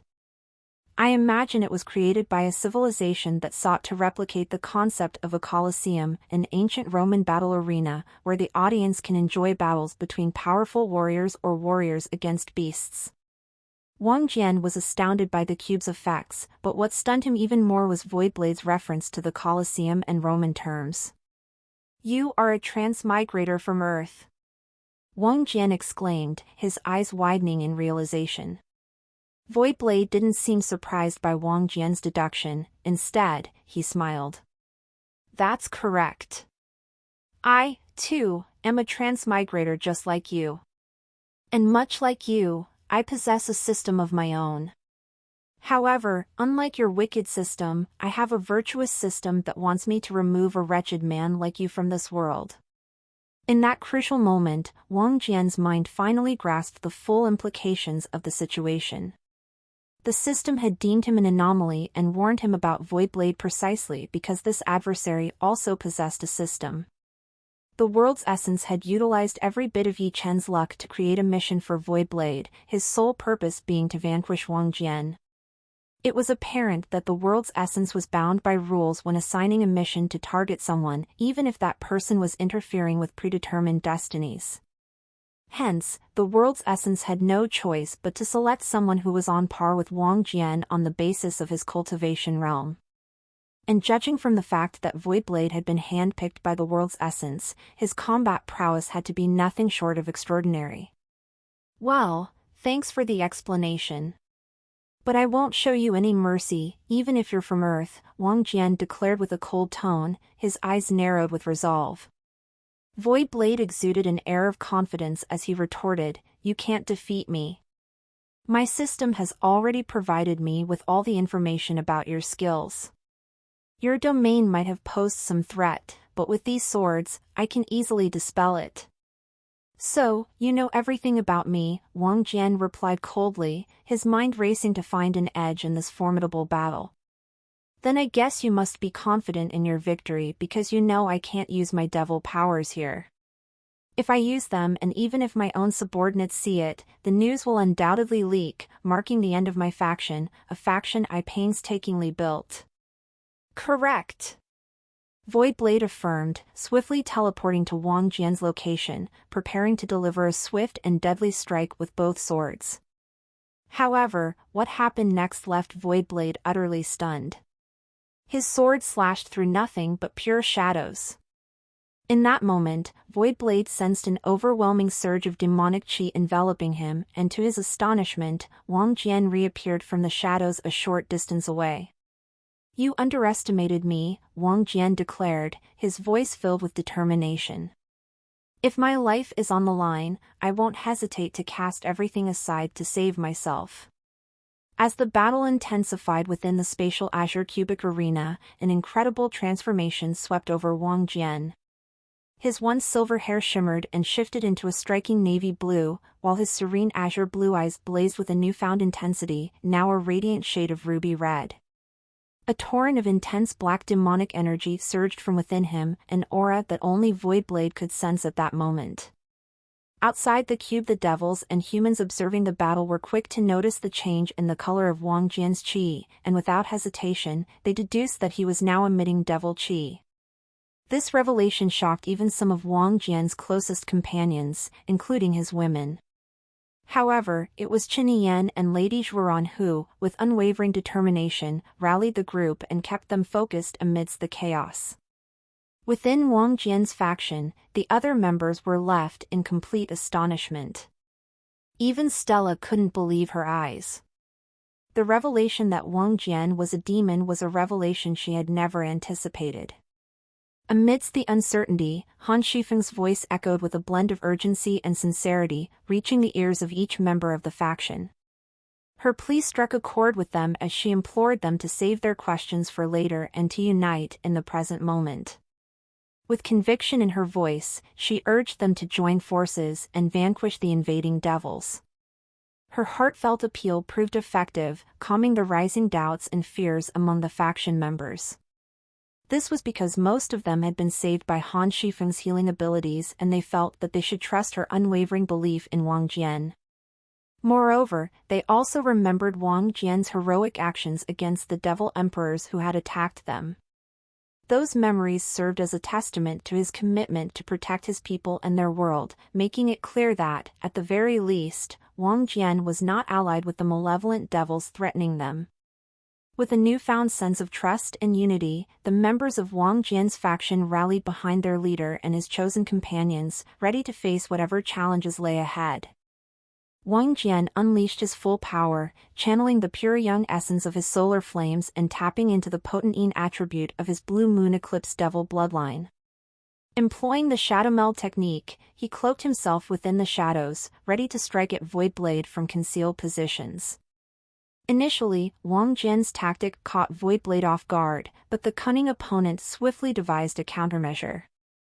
With a swift motion of his holy sword, he bathed the entire spatial cube in a radiant light, dispelling Wang Jian's shadow meld and exposing him. Void Blade wasted no time and swiftly attacked, wielding his other devil sword to launch a barrage of slashes. Accompanied by the manipulation of spatial element, the slashes emerged from angles that seemingly left Wang Jian no room for evasion. Undeterred, Wang Jian summoned the blazing power of the solar flames, enveloping his body in a fierce inferno. The sword slashes coming his way were instantly consumed by the searing flames, leaving no trace of their existence. Void Blade wore a confident smirk as he observed Wang Jian's defenses. Impressive display, Wang Jian. You've proven your mettle even though I prepared for your abilities. But can you do more than defend yourself? How long can you keep this up? Wang Jian maintained a stoic silence, acknowledging the truth in Void Blade's words. So far, he had been reacting, countering, and defending, but he knew he had to seize the initiative somehow. With every attempt to approach Void Blade for an attack, Wang Jian felt as though his movements were anticipated. Void Blade's perceptive eyes seemed to track him, making it challenging for Wang Jian to close in for a decisive strike. And when Wang Jian launched frontal assaults, Void Blade swords demonstrated their mastery, effortlessly nullifying the power of laws within the attacks. As Wang Jian continued his relentless assault on Void Blade, he couldn't help but notice that every time he employed his spatial movement technique, his opponent effortlessly anticipated his position. It became evident that Void Blade possessed a higher degree of insights in spatial laws compared to his own. Undeterred, Wang Jian kept up his attacks, all the while taunting Void Blade, knowing my abilities won't guarantee your victory. There must be some gimmick with your system. I've set up traps all around you, ready to unleash a barrage of attacks. Miss even one, and you'll be gravely injured. Void Blade surveyed his surroundings and, true to Wang Jian's words, saw a dark string made of pure yin energy extending from Wang Jian's hands. This ominous string connected to 6 different points surrounding Void Blade, each poised to unleash a powerful attack. One point held a blazing fireball of solar flames, another had multiple wind blades, the third held a mighty lightning bolt, the fourth summoned earth vines, the fifth brimmed with icy shards, and the sixth contained the lethal moon flash attack.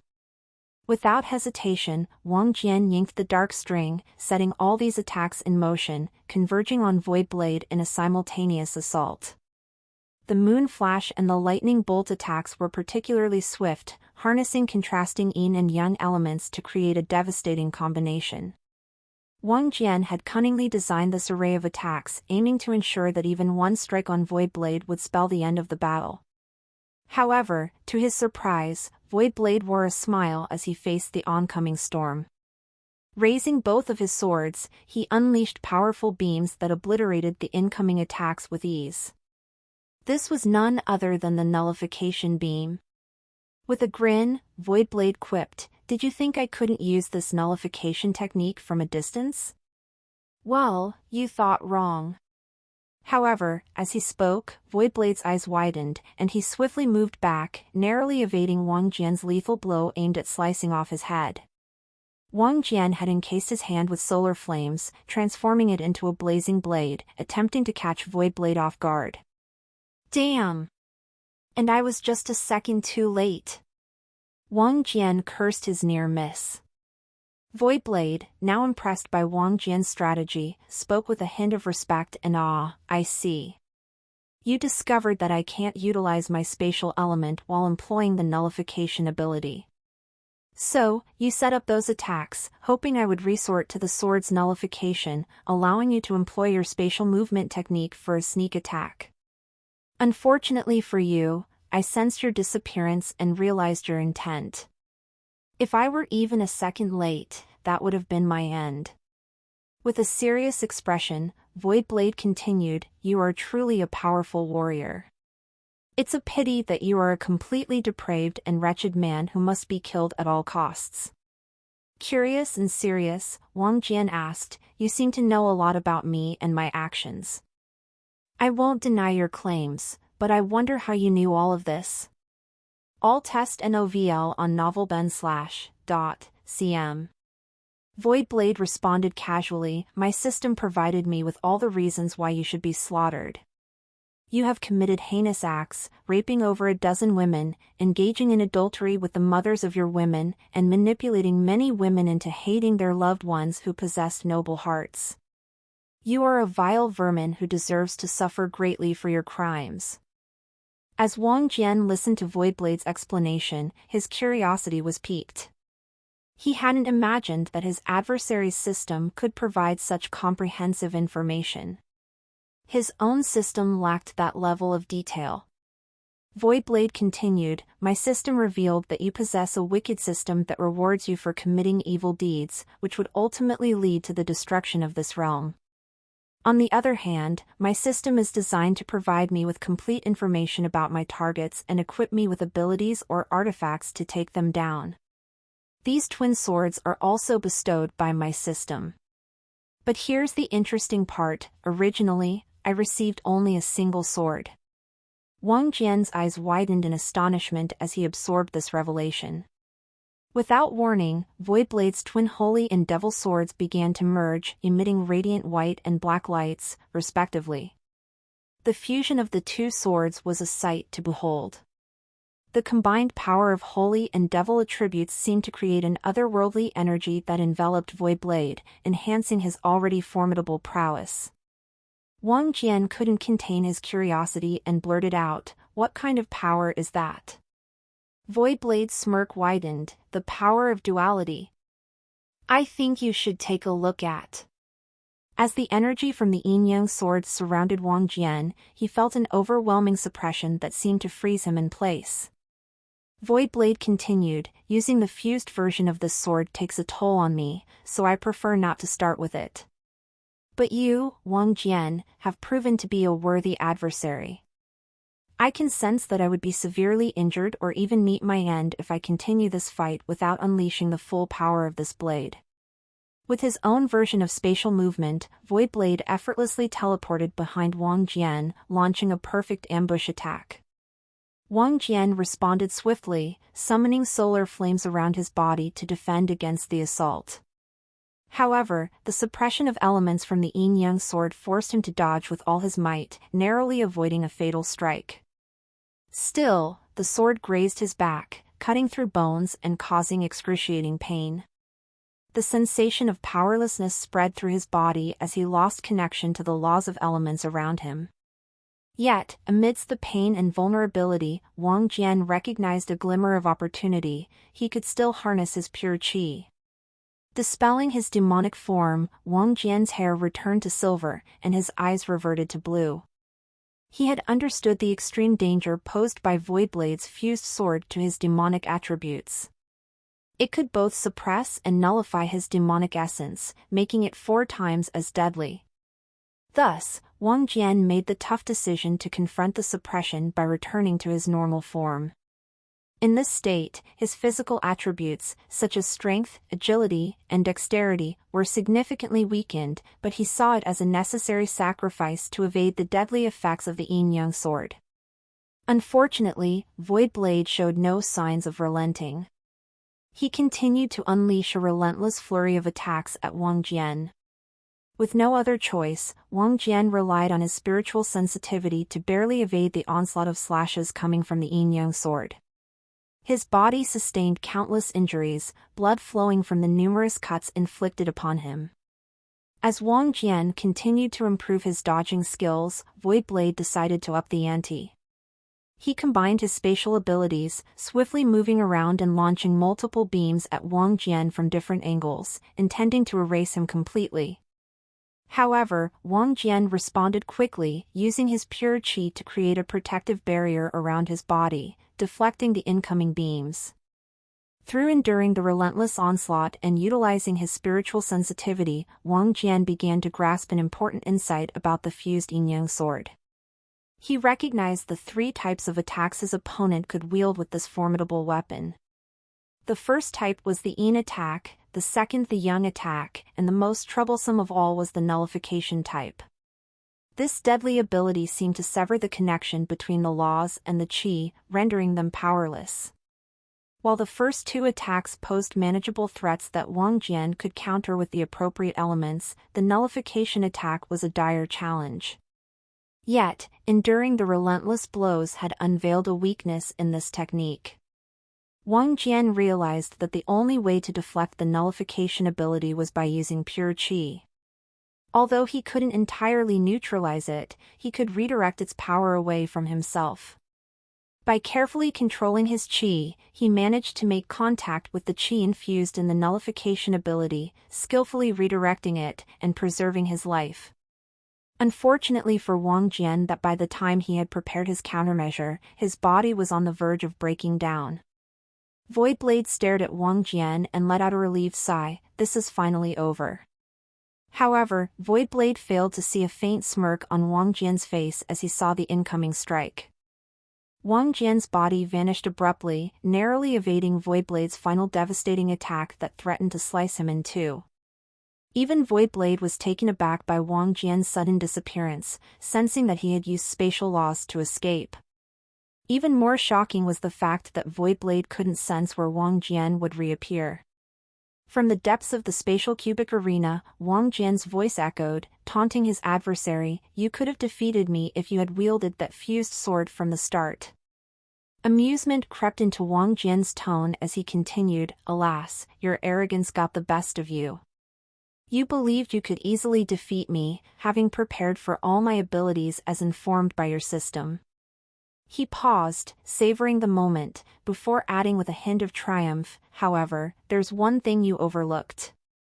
You failed to consider that I could upgrade my abilities in real time using my system." Void Blade's mind raced, and he immediately commanded his system to assess Wang Jian's upgraded abilities. To his astonishment, there was just one upgraded ability. Wang Jian's insight in spatial laws had reached its peak grade. "But how?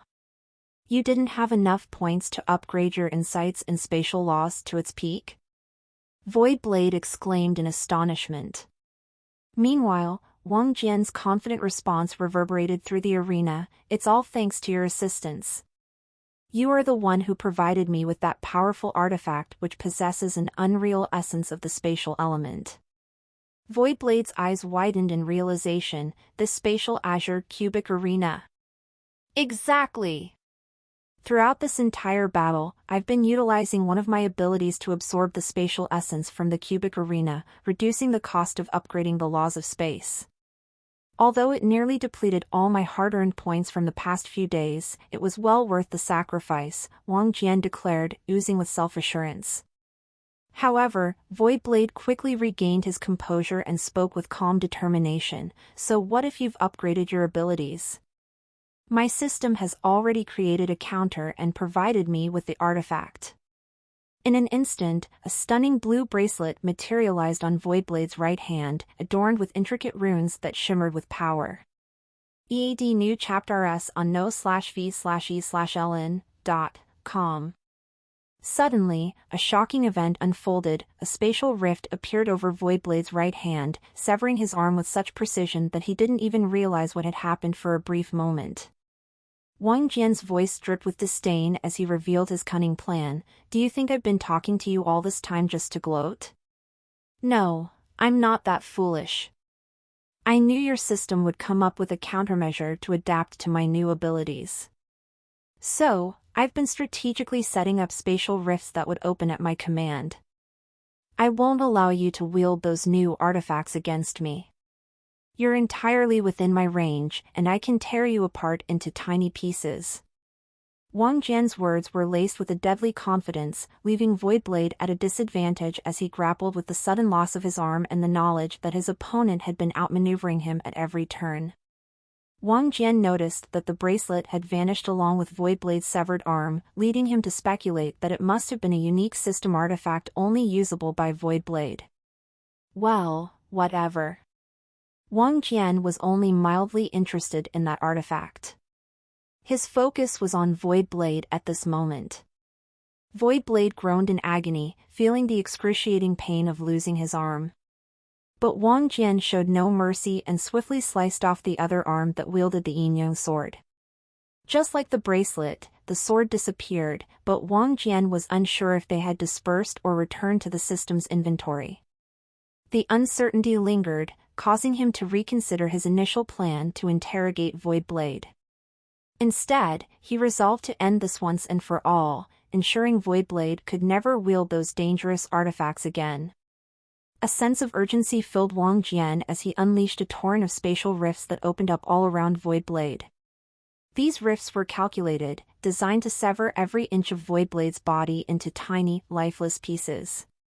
There was no room for doubt or hesitation. Wang Jian wanted to be absolutely certain of his adversary's demise. As the spatial rifts sliced through Voidblade's form, the arena was filled with a chilling silence. The members of Wang Jian's faction watched in awe and relief, knowing that their leader had emerged victorious. As the spatial azure cubic arena dissipated, Wang Jian was left to catch his breath. The intense battle had taken its toll, but the victory had been well worth it. Just as he was about to take a moment to rest, a familiar notification chimed from his system. Congratulations, host. You have successfully dealt with an anomaly. Half of the essence of the anomaly has been absorbed by the system while the other half has been absorbed by the world's essence. The words of the system brought a mix of relief and curiosity to Wang Jian's mind. Dealing with the anomaly had been no easy feat, but knowing that the system had benefited from it somehow made the struggle feel worthwhile. He pondered what exactly the essence of the anomaly could entail. Warning! The essence of the anomaly absorbed by the world's essence will allow the world's essence to raise even more powerful protagonists and countermeasures to deal with the host. As Wang Jian read the warning, he couldn't help but feel a sense of dread. The only reason he survived this time was due to his quick wit. If not for his quick thinking and the fact that his opponent was a simple-minded fool, he would most definitely have died today. The essence of the anomaly has allowed the system to meet the requirements for an upgrade. I think you should take a look at.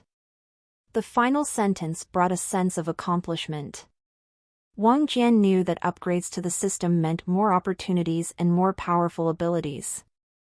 All right, do it, Wang Jian whispered, and the system's upgrade began.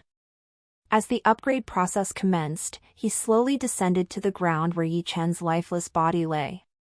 The demon forces that had attacked Wang Jian's faction had been subdued by this point. The two human Emperor Realm experts who had fought against Yu Yanling and Grand Eldery had been defeated, leading to the surrender of the devil forces under the overwhelming might of the victorious pair. As all eyes fell on Wang Jian flying down and approaching Yi Chen's corpse, an otherworldly power emanated from the lifeless form. Wang Jian channeled his qi, making the mysterious object within Yi Chen's body float before him. A bead, about the size of a tiny tennis ball, emerged from Yi Chen's remains. This was none other than the Chaos Essence bead that Yi Chen possessed. Wang Jian pondered for a moment how to assert his mastery over this powerful item. An idea struck him, and he resorted to a rather cliché method. Without hesitation, he cut his finger, allowing a drop of blood to fall onto the Chaos Essence bead. The bead seemed to greedily absorb the drop of blood. Suddenly, it launched itself at Wang Jian and began to fuse with him. The sensation was unlike anything he had experienced before. It was as if a surge of immense power was flowing into his body, merging with his essence. In that moment, Wang Jian felt a profound connection with the Chaos Essence bead. As the bead recognized him as its master, he sensed another dimension within it, but he decided to explore that realm later. Despite defeating Void Blade, the aftermath of the battle was tumultuous. Chaos spread across the battlefield as the news of Wang Jian's devil heritage circulated. Some members of his faction had fled during the battle, and this information had now reached the Crown Prince's faction, which meant it would soon spread throughout the empire. Despite the potential consequences of this revelation, Wang Jian remained composed and focused on handling things step by step. Firstly, he gathered his harem and honestly spoke to them about his heritage. To his relief, his women didn't care about his half-devil, half-human nature. Some of them had already known and were fine with it, while others who had just learned felt it would have been better if he had told them sooner. Hong Meilin and Qin Yan were among those who wished he had shared this information earlier, but Wang Jian promised to make it up to them. With that matter addressed, Wang Jian turned his attention to his faction members, including Stella. Listen, everyone, I need to be honest with you. Although I was born a human, it turns out one of my parents has a trace of devil blood, and I awakened it during my exile in Jingguan region. This is what has allowed me to advance rapidly in cultivation and combat prowess. I want to make it clear that I have never harmed anyone to acquire this power. If any of you choose not to support me, I respect your decision. But if you stand by my side, be prepared to oppose the Empire. Wang Jian declared with a firm and resolute voice that carried throughout his entire faction, including the devil forces. The members of his faction exchanged glances and whispers, clearly contemplating the situation. Some looked hesitant, unsure of how to respond, while others wore expressions of unwavering loyalty. Stella's determination shone in her eyes as she stepped forward to voice her support for Wang Jian. I can't speak for everyone in your faction, Wang Jian, but I can vouch for the beasts back in the Sacred Dominion. Despite your heritage, you fought for us against the devils who had taken our home. Your actions, not your bloodline, should be the measure of your character. And your actions till now have been nothing but exemplary. As the Butterfly Spirit Queen, I promise you that I shall continue to support you as long as your actions remain pure and noble. Wang Jian smiled, appreciating Stella's unwavering loyalty. He had expected her to stand by his side, as their bond had deepened through their shared experiences.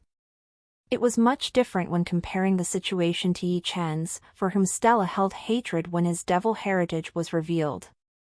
This was because Wang Jian had utilized various strategies to make Stella believe that Yi Chen was actively colluding with the devils. Meanwhile, in this case, Stella and all members of Wang Jian's faction had witnessed Wang Jian fighting against the devils and causing them immense damage. This proved that he wasn't colluding with them and was actually helping the humans earnestly.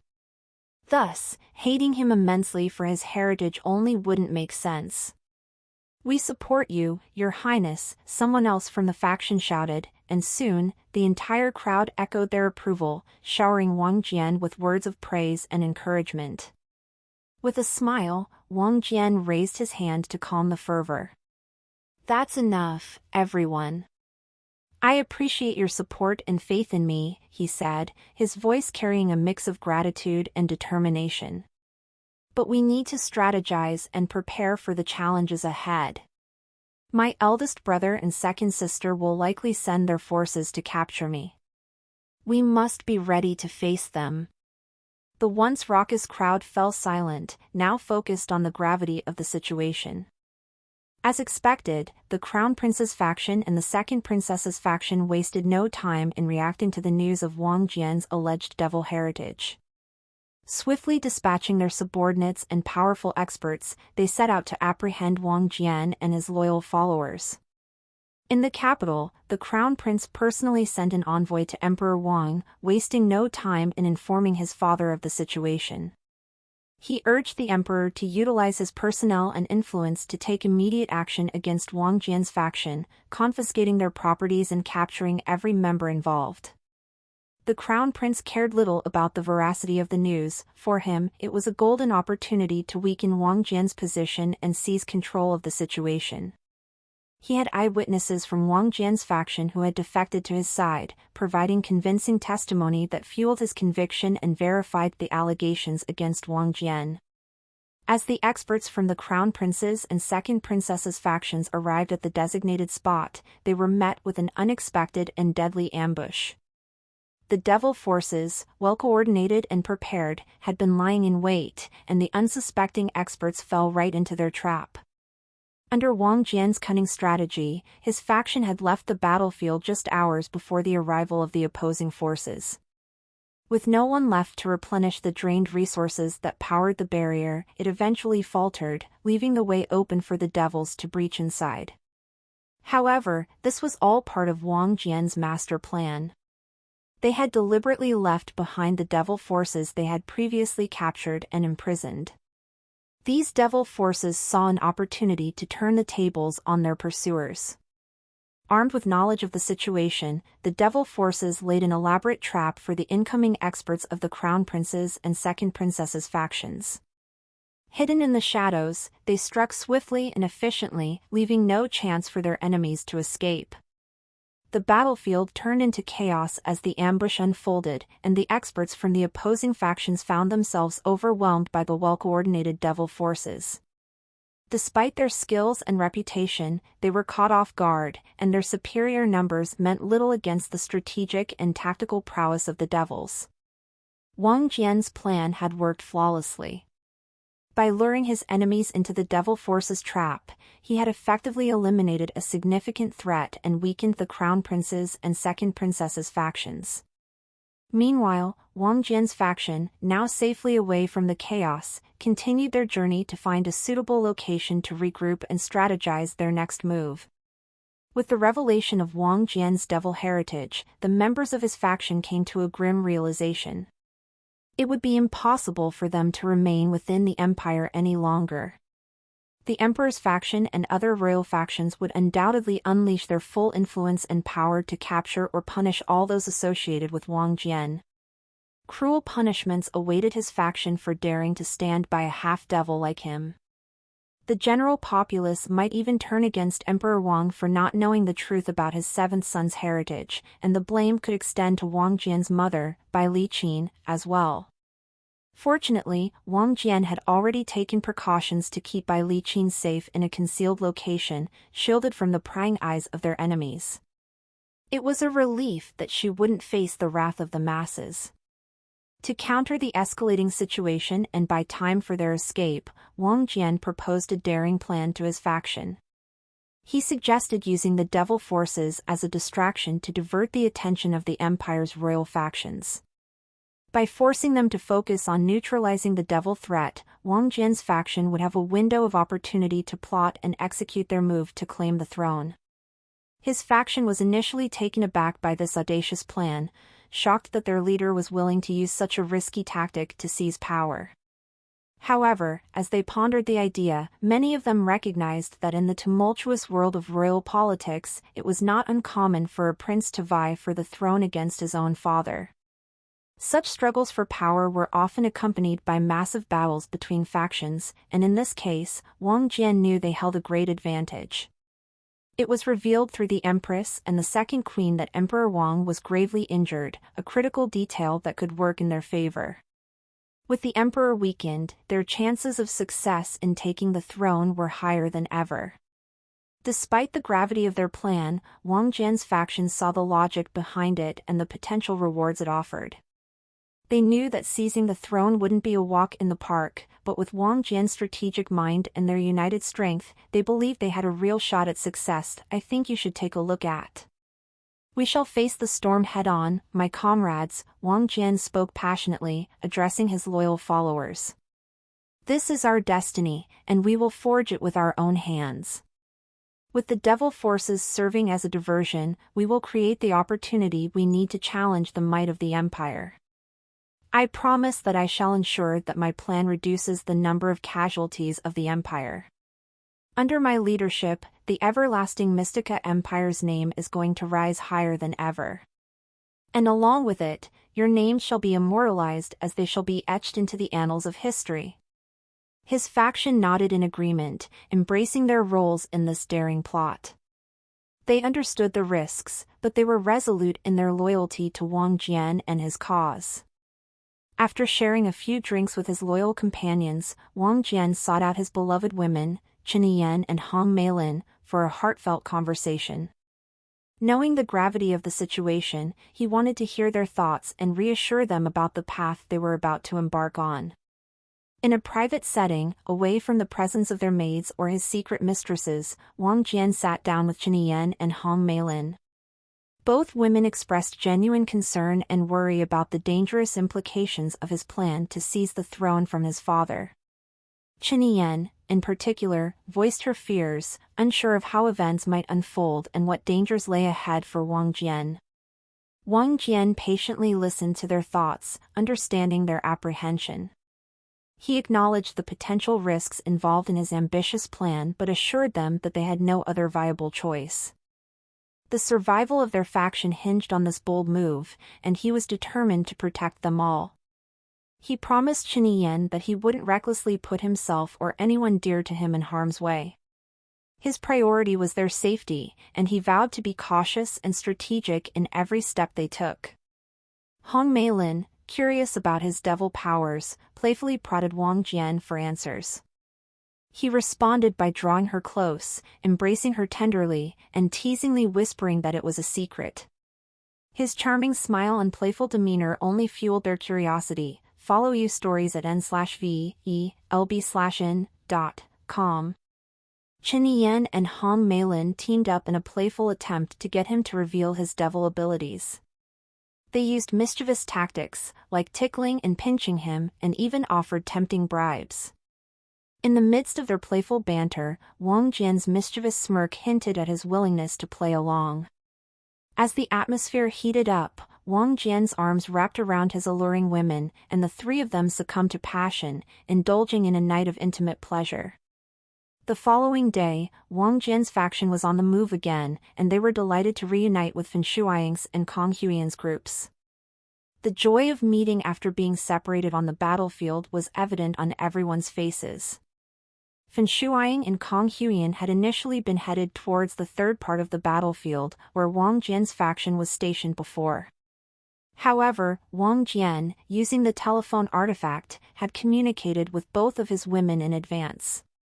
He informed them of his faction's new location, ensuring that their groups wouldn't get caught up in the chaotic situation at the third part of the battlefield. The communication through the telephone artifact had proven invaluable in coordinating their movements and ensuring everyone's safety amidst the turmoil of battle. Once they had reunited, Wang Jian was eager to spend time with Fan Shuang and Kong Huiyan. He was genuinely impressed by the results achieved by both their groups. The resources they had looted during their exploits had filled Wang Jian's treasury to the brim, surpassing his expectations. In terms of sheer quantity, it could even rival the Emperor's treasury. However, Wang Jian knew that the Emperor's treasury still held the advantage in terms of rare and high-quality treasures. Nevertheless, the substantial wealth they had amassed was a testament to their success in battle. As they exchanged stories of their adventures and triumphs, Wang Jian couldn't help but feel proud of his women and their respective factions. Their camaraderie and cooperation had brought them this far, and he knew that together, they were a formidable force to be reckoned with. Their discussions soon turned to future plans and strategies. They needed to use every advantage they had to counter the forces of the Empire and secure their faction's survival and prosperity. And at this moment, Wang Jian's faction still held his trump card, the Elysian Blossoms organization led by none other than Fan Shuang's mother, Lady Xia. And this organization was showing its worth at this turbulent time. As Wang Jian's faction proceeded to leave the third part of the battlefield, he wasted no time in contacting Lady Xia using the telephone artifact. Through this ingenious communication device, he efficiently relayed his message to her without delay. He ordered Lady Xia to gather all the clients of the Elysian Blossoms organization immediately. He needed each woman who had attended the scandalous banquet he had organized to use their influence and take bold actions. They had two choices: either take over their current groups through any means necessary or gather whatever loyal followers they could and have them join Wang Jian's faction. To entice their cooperation, Wang Jian dangled a tempting incentive before them, the promise of experiencing those unforgettable moments of pleasure once more. His words were laced with allure, hinting at the tantalizing delights they had shared during the scandalous gathering. It was a powerful motivation that he knew these women couldn't resist. As this order reached Lady Xia, she was both intrigued and determined. The clients were scattered throughout the empire, each with her own sphere of influence and power. Lady Xia reached out to the clients, sharing Wang Jian's proposal. As each woman received Lady Xiao's message, a sense of anticipation and desire welled up within them. They saw this as their chance to make a mark on history, to be part of a faction that could become the new ruler of the empire. Most importantly, it was that night of unforgettable pleasure that had convinced them to make this bold decision. The allure of pleasure and power beckoned them, and one by one, they made their decisions. As word of the shocking events spread like wildfire throughout the empire, large factions and organizations began to experience a sudden upheaval. Influential men who had once led their factions were now mysteriously dying, leaving their wives to assume leadership. This unexpected turn of events was just the beginning of the chaos that ensued. Not only were faction leaders meeting untimely ends, but women in authoritative positions within various organizations were also taking decisive actions. Sisters, daughters, and influential women alike began to gather their respective groups and break away from their organizations, leaving all of the empire's management in a state of bewilderment and confusion. At first, the authorities in different cities and towns suspected that these rebellious actions were the work of dissenting groups seeking to challenge the established order. However, the truth behind the seemingly unrelated events would soon be unveiled, connecting them all to one singular figure, Wang Jian. It was during this time that reports surfaced of all these factions and groups aligning themselves with Wang Jian's faction, triggering a wave of shock and awe. Perceptive individuals soon realized that Wang Jian was the mastermind behind this grand plan. And the link that was tying these groups and Wang Jian was none other than the Elysian Blossoms organization. As the news of Wang Jian's faction and the sudden upheaval caused by women taking charge of various groups spread like wildfire, a series of unexpected events unfolded across the empire. The once prosperous Elysian Blossoms organization came to a halt, ceasing all operations. Simultaneously, influential clans like the Miracle Angel Tribe, Night Dagger Clan, and Crimson Mammoth Tribe and many others abandoned their positions, seeking refuge in a distant location far from the capital. Unbeknownst to many, Wang Jian was skillfully utilizing his entire faction to build an entire city in a strategically advantageous location. This ambitious move not only showcased his foresight but also demonstrated the extent of his determination to carve a new destiny for himself and his people. Amidst this whirlwind of change, Emperor Wang found himself utterly dumbfounded, unsure of how to react to these rapid and unexpected developments. Every day, he grappled with the challenge of dealing with the persistent devil forces, but the revelation of Wang Jian's faction sent a chilling shock down his spine. Your favorite ovals at n/vl/bin.com. It was as if a cold bucket of water had been poured over his head, leaving him stunned and uncertain. I think you should take a look at. In a moment of urgency, Emperor Wang ordered his faction to immediately apprehend Wang Jian and bring him before the court. However, to his shock and horror, the members of his faction sent on this mission returned in pieces, a brutal declaration of war from Wang Jian's side. His faction members did go to apprehend Wang Jian and they returned, but their bodies were diced up in pieces. Before the emperor could formulate a countermove, the devil forces escalated their attacks on the battlefield, overwhelming the crown prince's and the second princess's factions. They were ill-equipped to face the relentless onslaught.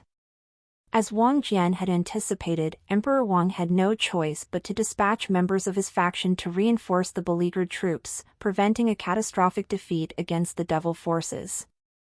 The empire's best warriors were already engaged in the war, and to bolster their ranks, Emperor Wang turned to mercenaries from foreign nations. These skilled fighters were enticed by the promise of valuable treasures and rare resources. With the addition of the mercenaries to the battlefield, the empire's situation began to stabilize and even show signs of improvement. The scales of the conflict were starting to tip in favor of the empire, at least for the time being. The most promising development was the weakening of the curse that had plagued Emperor Wang. The devil emperors, who were subordinates of Malachi and were responsible for ensuring the curse's potency, were now falling one by one at the hands of the empire's forces. As the devil emperors met their demise, Emperor Wang felt a surge of power returning to his body. The once stifling curse was losing its grip, allowing him to sense the laws and harness their might once again. This achievement was a monumental step forward, rekindling the emperor's hope and determination. With his strength gradually being restored, Emperor Wang vowed to launch a calculated and devastating counterattack against the devil forces.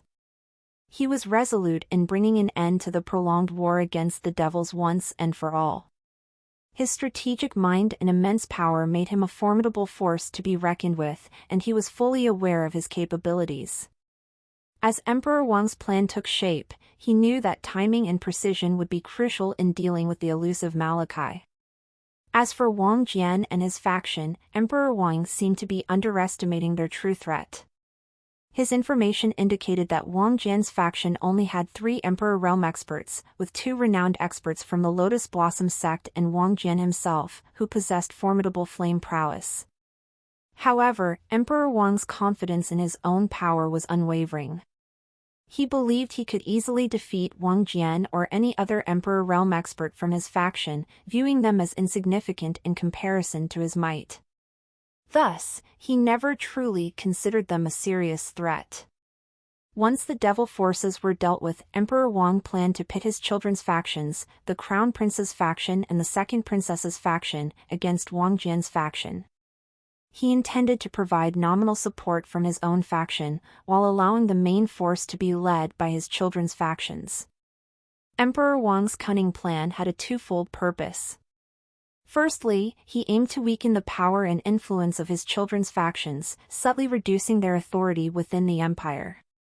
Secondly, during this confrontation, he would discreetly plant his own loyal men within his children's factions, ensuring he had eyes and ears in all corners of their organizations. Once Wang Jian was dealt with, his faction was bound to fall apart. And once it falls apart, Emperor Wang would ensure to absorb them back into his faction before slowly transferring the power over them to his heirs, respectively. However, unbeknownst to Emperor Wang, Wang Jian's faction was a force to be reckoned with.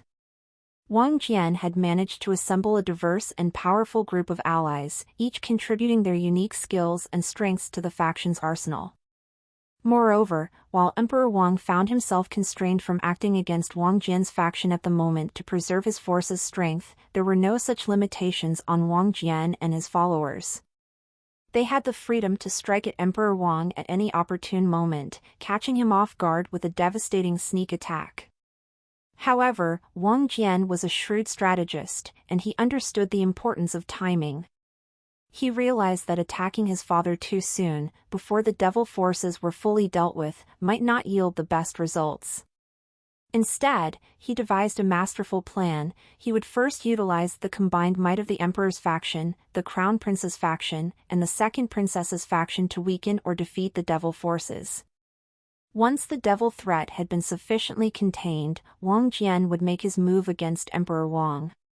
His attack would be swift and decisive, catching the emperor unprepared and vulnerable.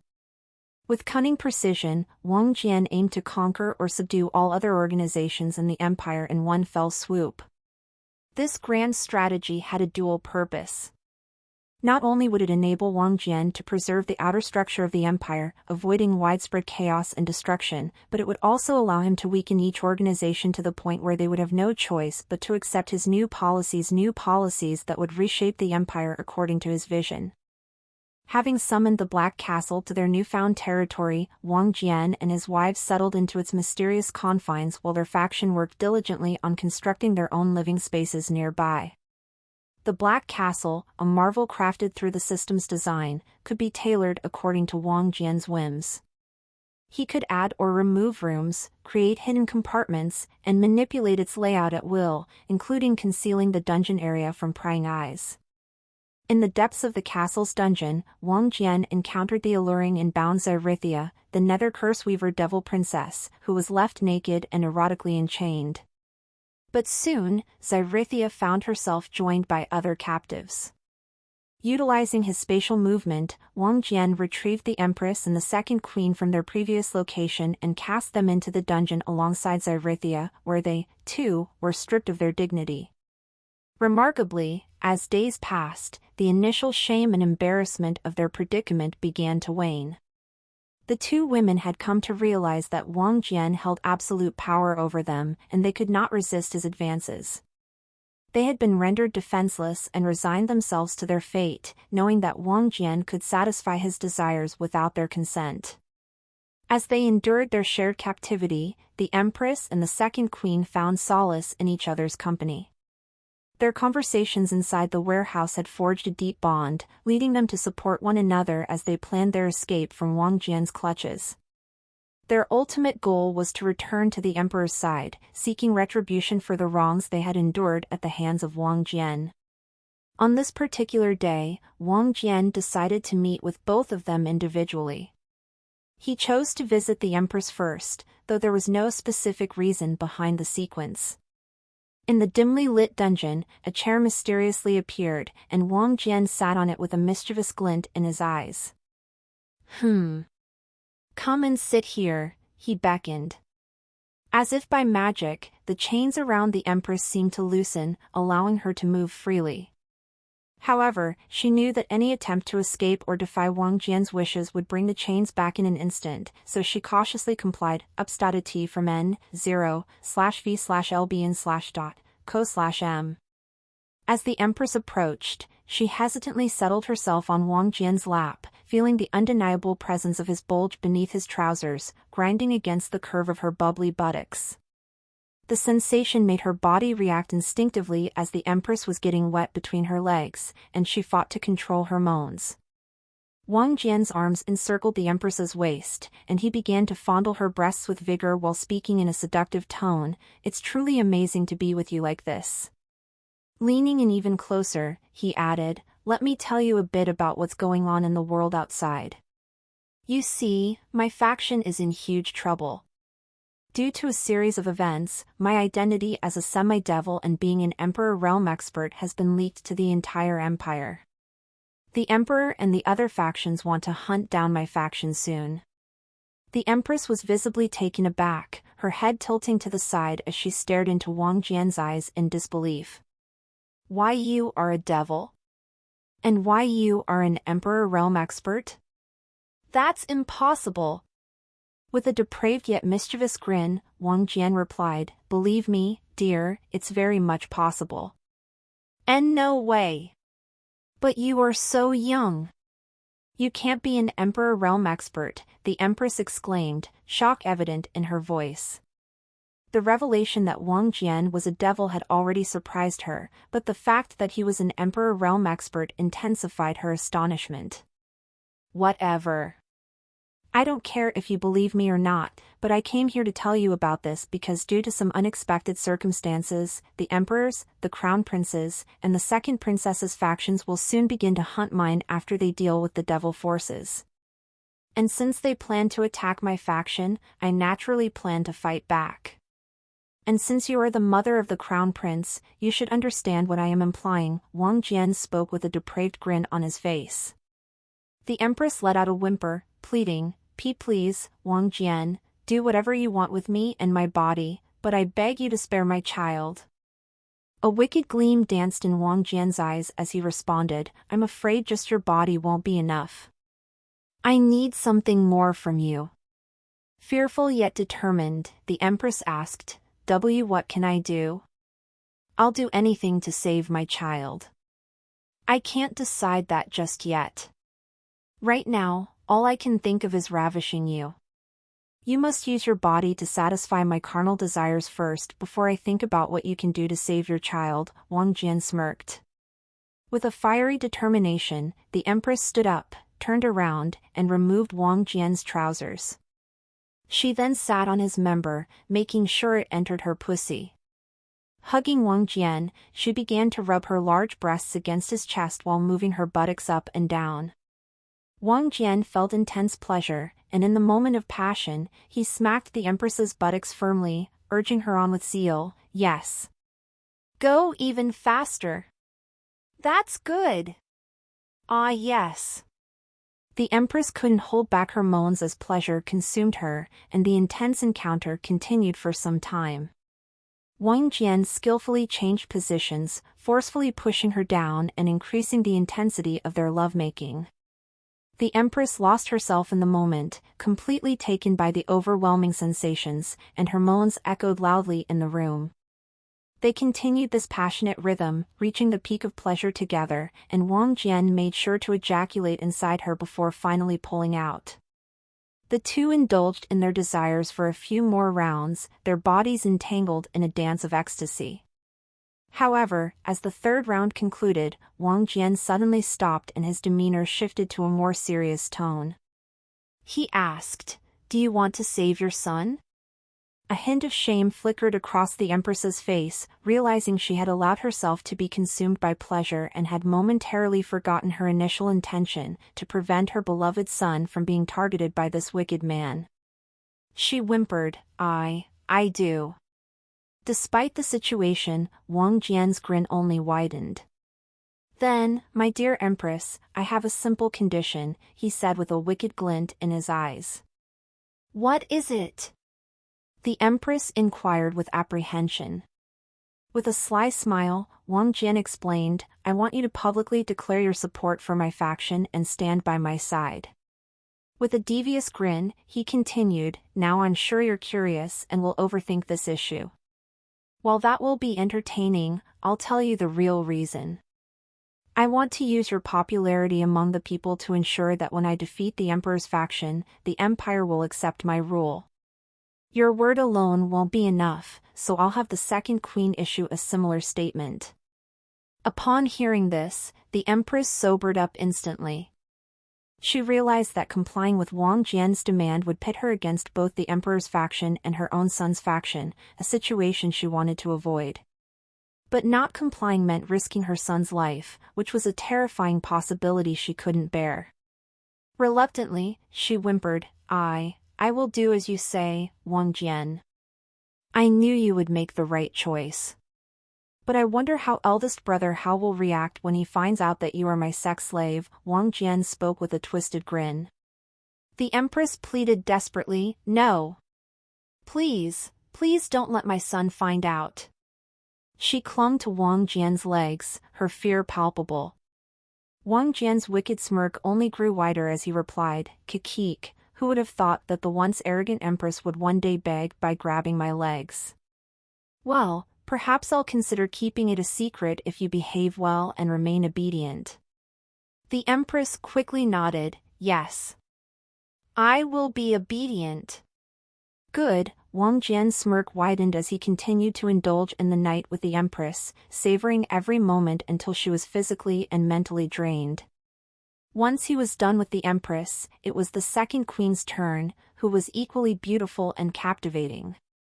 The second queen, too, found herself trapped in a similar predicament, compelled to agree to all of Wang Jian's conditions to ensure her daughter's safety. Like the Empress, Wang Jian also broached the topic of revealing the second queen's status as his sex slave to her daughter. In response, the second queen pleaded with Wang Jian, begging him not to put her daughter through such a humiliating revelation. She was willing to do anything else to protect her. With calculated precision, Wang Jian skillfully convinced both women to publicly support his faction and speak up for him. He knew that if his devil heritage hadn't been exposed, he wouldn't have resorted to this method so soon. However, with the situation unfolding rapidly, Wang Jian wanted to be prepared for all eventualities, and this move seemed the most strategic under the circumstances. However, there was something that even Wang Jian never anticipated. And that was the entry of the third devil clan in this war between the Empire and the devil forces. This devil clan belonged to none other than the Blue Moon Eclipse devil clan. And this was the same clan of whose bloodline which Wang Jian possessed. On the battlefield, the unexpected appearance of the Blue Moon Eclipse devil clan had a profound reason behind it. News had spread like wildfire among the devil forces, carried by those same cunning devils that Wang Jian had strategically left behind. They made sure that every devil heard about the existence of a member within their ranks who possessed the rare and coveted ability to transform while utilizing the bloodline of the Blue Moon Eclipse devil clan. As the whispers echoed through the ranks, the Blue Moon Eclipse devil clan, renowned for their influence and rare abilities, caught wind of this astonishing revelation. Their curiosity piqued, they were astounded that such a gifted individual existed, for within their own clan, only the purest of bloodlines could harness the transformation ability. Intrigued and perhaps a tad envious, the Blue Moon Eclipse devil clan felt compelled to investigate further. The prospect of someone outside their clan wielding their unique power was rather shocking. With their eyes set on this new enigma, the Blue Moon Eclipse devil clan joined forces with the rest of the devil factions, fighting alongside them against the Empire. The addition of this clan to the battlefield naturally caused the battlefield to slowly tilt in the favor of the devil forces. Emperor Wang of the everlasting mystical empire found himself in a dire predicament as the devil forces intensified their attacks. With his initial strategies faltering, he had no choice but to seek aid from another powerful empire and their influential religion.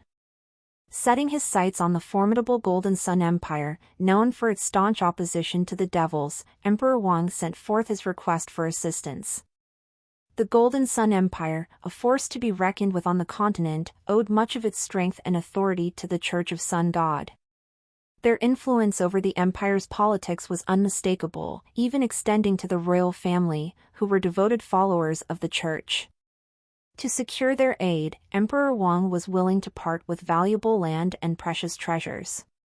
It was a gamble, but the stakes were high, and the threat of the devil forces left him with few alternatives. His plea did not fall on deaf ears. The Golden Sun Empire, driven by their abhorrence of the devil threat, responded positively to Emperor Wang's request. They pledged to send a substantial force to the battlefield, poised to join the fight against the relentless devils. However, their journey would take 1 week to reach the battlefield. Emperor Wang received this news with both relief and trepidation. While their assistance offered a glimmer of hope, he now faced the daunting task of ensuring his factions survived the next critical week.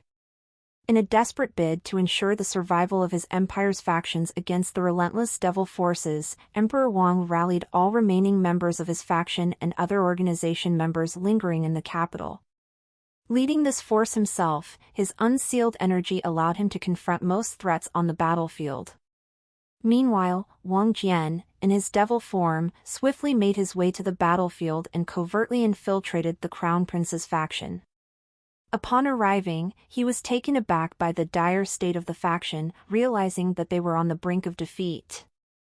Only the timely intervention of the church had preserved their fighting force. Wang Jian's thoughts briefly wandered to his second sister, Wang Ying, wondering about her whereabouts and condition. However, he pushed these concerns aside as his main purpose was to find Mei Yan. With his spiritual sensitivity technique, Wang Jian easily located Mei Yan's tent. Upon entering, he found her covered in white bandages, bearing numerous injuries from the intense battle. As Mei Yan noticed the intruder, she tensed, ready to defend herself. But as soon as Wang Jian removed his mask, her expression softened, recognizing him instantly. A sense of relief washed over her as she approached him. Without a word, Wang Jian stepped closer, enveloping her in a tender embrace, his gentle hands caressing her hair. Mei Yan's eyes welled with emotion, and she spoke with a sense of longing. "You came." Even Mei Yan didn't realize that she had been longing for Wang Jian so earnestly. Well, this was because she was usually fighting on the battlefield while risking her life. She did wish to be held in someone's arm and let her passion loose. Wang Jian's hands moved tenderly, one caressing her hair while the other ventured beneath her top, gently stroking her soft skin.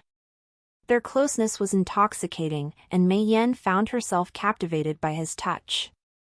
After a while, they reluctantly parted from their embrace, and Wang Jian settled into a chair. With a playful glint in his eyes, he pulled Mei Yan closer, making her to sit on his lap, allowing their bodies to intertwine. From this intimate position, they began to share their thoughts. "You fought exceptionally well, and your understanding of laws has improved significantly," Wang Jian praised, sensing the growth in her abilities. "Thank you, Your Highness," Mei Yan replied with genuine gratitude. Concerned about her injuries, Mei Yan listened intently as Wang Jian explained about an ointment from the Miracle Angel tribe that would heal her wounds and prevent any scars. She accepted the small container he offered, grateful for his care and thoughtfulness. Her worry for him surfaced as she mentioned the revelation of his devil heritage and the Empire's pursuit of him. However, Wang Jian exuded confidence as he assured her, "Yes, they are hunting me, but I have my plans to deal with them." EUW up Tez on NOV/L/B/I. Calm.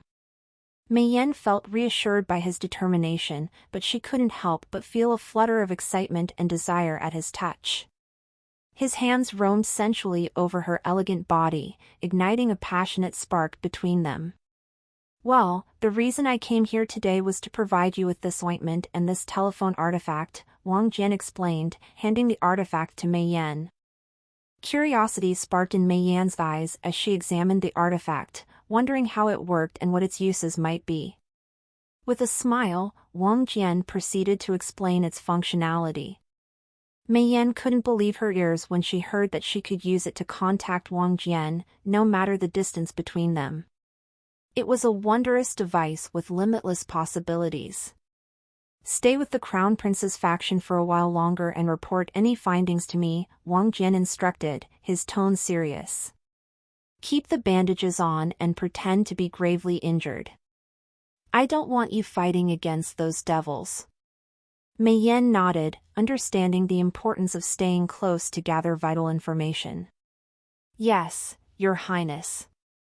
"As you command," Mei Yan replied, her happiness evident.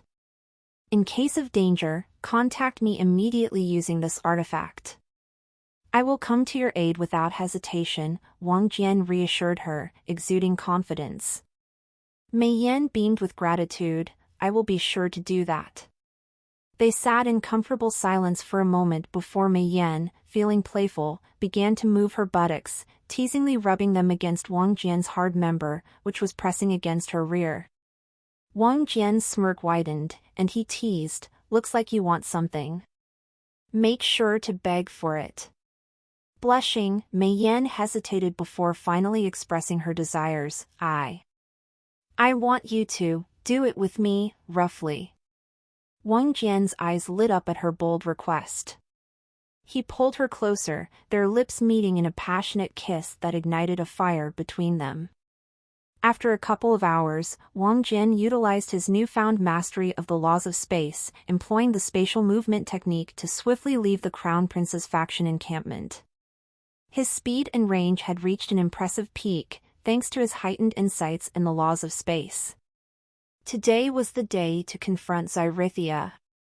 With determination in his eyes, Wang Jian entered her cell in the dungeon and took a seat in front of her. Zyrithia looked broken and fearful as she gazed at Wang Jian. It was no wonder, considering what he had done to her, taking her virginity against her will. "You don't seem happy to see me," Wang Jian commented with a smirk. In response, Zyrithia gave him a glare, filled with hatred. Wang Jian's smirk only widened at her reaction. That look of hatred makes you look really pretty. It really makes it hard for me to control my urges of forcing myself upon you. Xyrithyia was taken aback by his bold words, feeling a mix of fear and defiance. What do you want? If you want to force yourself upon me, then what are you waiting for? She retorted, rolling her eyes. With a shrug, Wang Jian replied, well, I came here with a proposal of freedom for you. But I guess you are even more excited to have sex with me, so I guess let's proceed. Her eyes widened in shock, not expecting such a proposal from him. The idea of freedom was something she had yearned for, and now it seemed like it might become a reality. Freedom? She questioned, her voice tinged with hope. Wang Jian nodded, yes, freedom. You can leave this place and go wherever you wish, but on certain conditions. Initially, Wang Jian had no intention of freeing Xyrithyia and letting her return to the devil forces. However, the unexpected appearance of the Blue Moon Eclipse Devil clan on the battlefield sparked a new idea in his mind. Having the Blue Moon Eclipse Devil clan join his faction could be a tremendous advantage, greatly strengthening his forces. But he knew he had to tread carefully, as his current faction members might not readily accept devils among them. Building trust between the two sides was crucial, but the situation was complicated. Emperor Wang had sought support from the powerful Golden Sun Empire, which was sending its experts to deal with the devil forces. Discover EU chapters at novelby.co. Their cultivation manuals seem to grant them deadly power against devils. Wang Jian understood the urgency of the situation. He needed to contact the devil forces before the experts from the Golden Sun Empire arrived, as the losses to the devil forces would be immense otherwise. With an air of mystery and revelation, Wang Jian decided to show Xyrithyia a surprising truth. He activated his transformation ability, and before her eyes, his hair turned a stunning shade of blue while his once ordinary eyes blazed with a fiery red. Xyrithyia couldn't believe her eyes and exclaimed, why you possess the bloodline of the Blue Moon Eclipse Devil clan. Wang Jian confirmed her suspicions, correct. The revelation left Xyrithyia in awe, as she never considered that Wang Jian was actually a devil. This added another layer of complexity to their already complicated encounter. As I mentioned earlier, I am willing to grant you your freedom, but it comes with certain conditions, Wang Jian stated, revealing a golden radiance oath scroll, a binding agreement that carried a weight of its own. As Xyrithyia read through the conditions on the scroll, her shock only grew. The terms were stringent, leaving her with little autonomy. She would forever be bound to obey Wang Jian's orders, could not betray him, and had to work tirelessly to persuade the devil forces to submit to him. Frustrated, Xyrithyia protested, these conditions strip away the very freedom you promised me. Wang Jian smirked in response, the freedom I offered was freedom from this place, not from me. Despite her reservations, Xyrithyia had no choice but to agree to the conditions. Reluctantly, they both signed the contract, sealing their agreement. With a devious grin, Wang Jian suggested they consummate the agreement with a passionate night together. Xyrithyia knew what he meant, and the two engaged in a night of intense passion that lasted until the early hours of the morning. After their intimate encounter, Xyrithyia was allowed to leave the Black Castle and return to the devil forces. However, Wang Jian chose not to return the ancestral curseweaver Nether Scythe to her. As Xyrithyia departed from the Black Castle, she couldn't shake the feeling that she was now entangled in a new web of intrigue woven by Wang Jian's cunning ways. Nevertheless, she knew that being free, even under the conditions of the agreement, was a far better option than languishing in that dreary dungeon, waiting for rescue. With the binding agreement in place, Xyrithyia had a crucial task ahead, making the devil forces submit to Wang Jian. Thankfully, she held enough influence within the Nether Curseweaver Devil clan to ensure that they would, for the time being, listen to Wang Jian's commands. But what truly intrigued her was the discovery of Wang Jian's royal bloodline within the Blue Moon Eclipse Devil clan, which was known for its purest and most powerful devil blood. This revelation held immense potential, and Zyrithia was convinced that both her own clan and the Blue Moon Eclipse Devil clan would follow Wang Jian's orders once they knew the purity of his bloodline. The royal bloodline was renowned for enabling its members to utilize the transformation ability, a trait Wang Jian displayed with his hair turning blue and eyes fiery red. This raised a question in Zyrithia's mind: how could he wield this power as a half-devil, considering that his human blood should have diluted the purity of his devil bloodline? Yet, she chose not to dwell on it, knowing that unraveling Wang Jian's mysteries would be impossible without proper knowledge. After Zyrithia's departure, Wang Jian decided to refresh himself with a bath before seeking out Stella for a meaningful conversation. Politely, he asked, "Stella, can you accompany me for a walk?" "Sure," Stella replied, rising from her chambers and joining Wang Jian for a stroll within the Black Castle's halls. During their walk, Wang Jian expressed heartfelt gratitude for Stella's unwavering support and trust, even in the face of his half-devil identity, something he knew she detested deeply. Stella acknowledged that the revelation had indeed shocked her to the core, but she explained that she had chosen to believe in his character and personality regardless. "I am truly honored by your trust, Stella. Today, I wish to confess something to you," Wang Jian spoke earnestly. Curious, Stella inquired, "What is it, Your Highness?" "You see, I have huge ambitions. My ambitions are not just limited to ruling over this empire as its emperor. Initially, my plan had been to inherit it from my father by proving myself to be the worthiest. However, since my identity as a half-devil has been revealed, I am sure that it will be impossible for me to inherit it. So, I have no choice but to seize the throne by using force." Wang Jian spoke seriously. Stella nodded her head as she spoke. "Yes. I understand what you mean, Your Highness. And my only request would be that you do not target the innocent civilians in your path of seizing the throne." Wang Jian smiled as he spoke. "I have never even thought about that.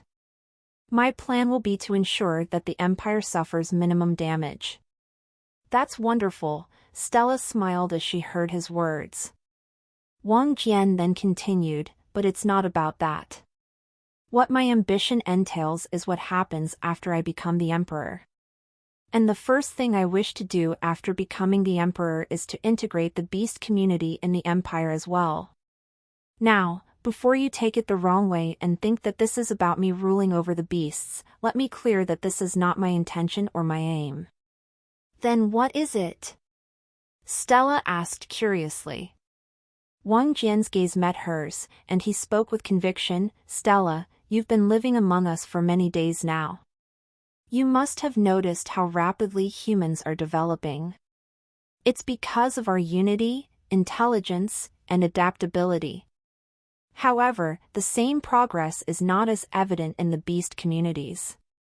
They still rely heavily on their bloodlines and ancestral knowledge, which has led to a slower growth in their power compared to humans."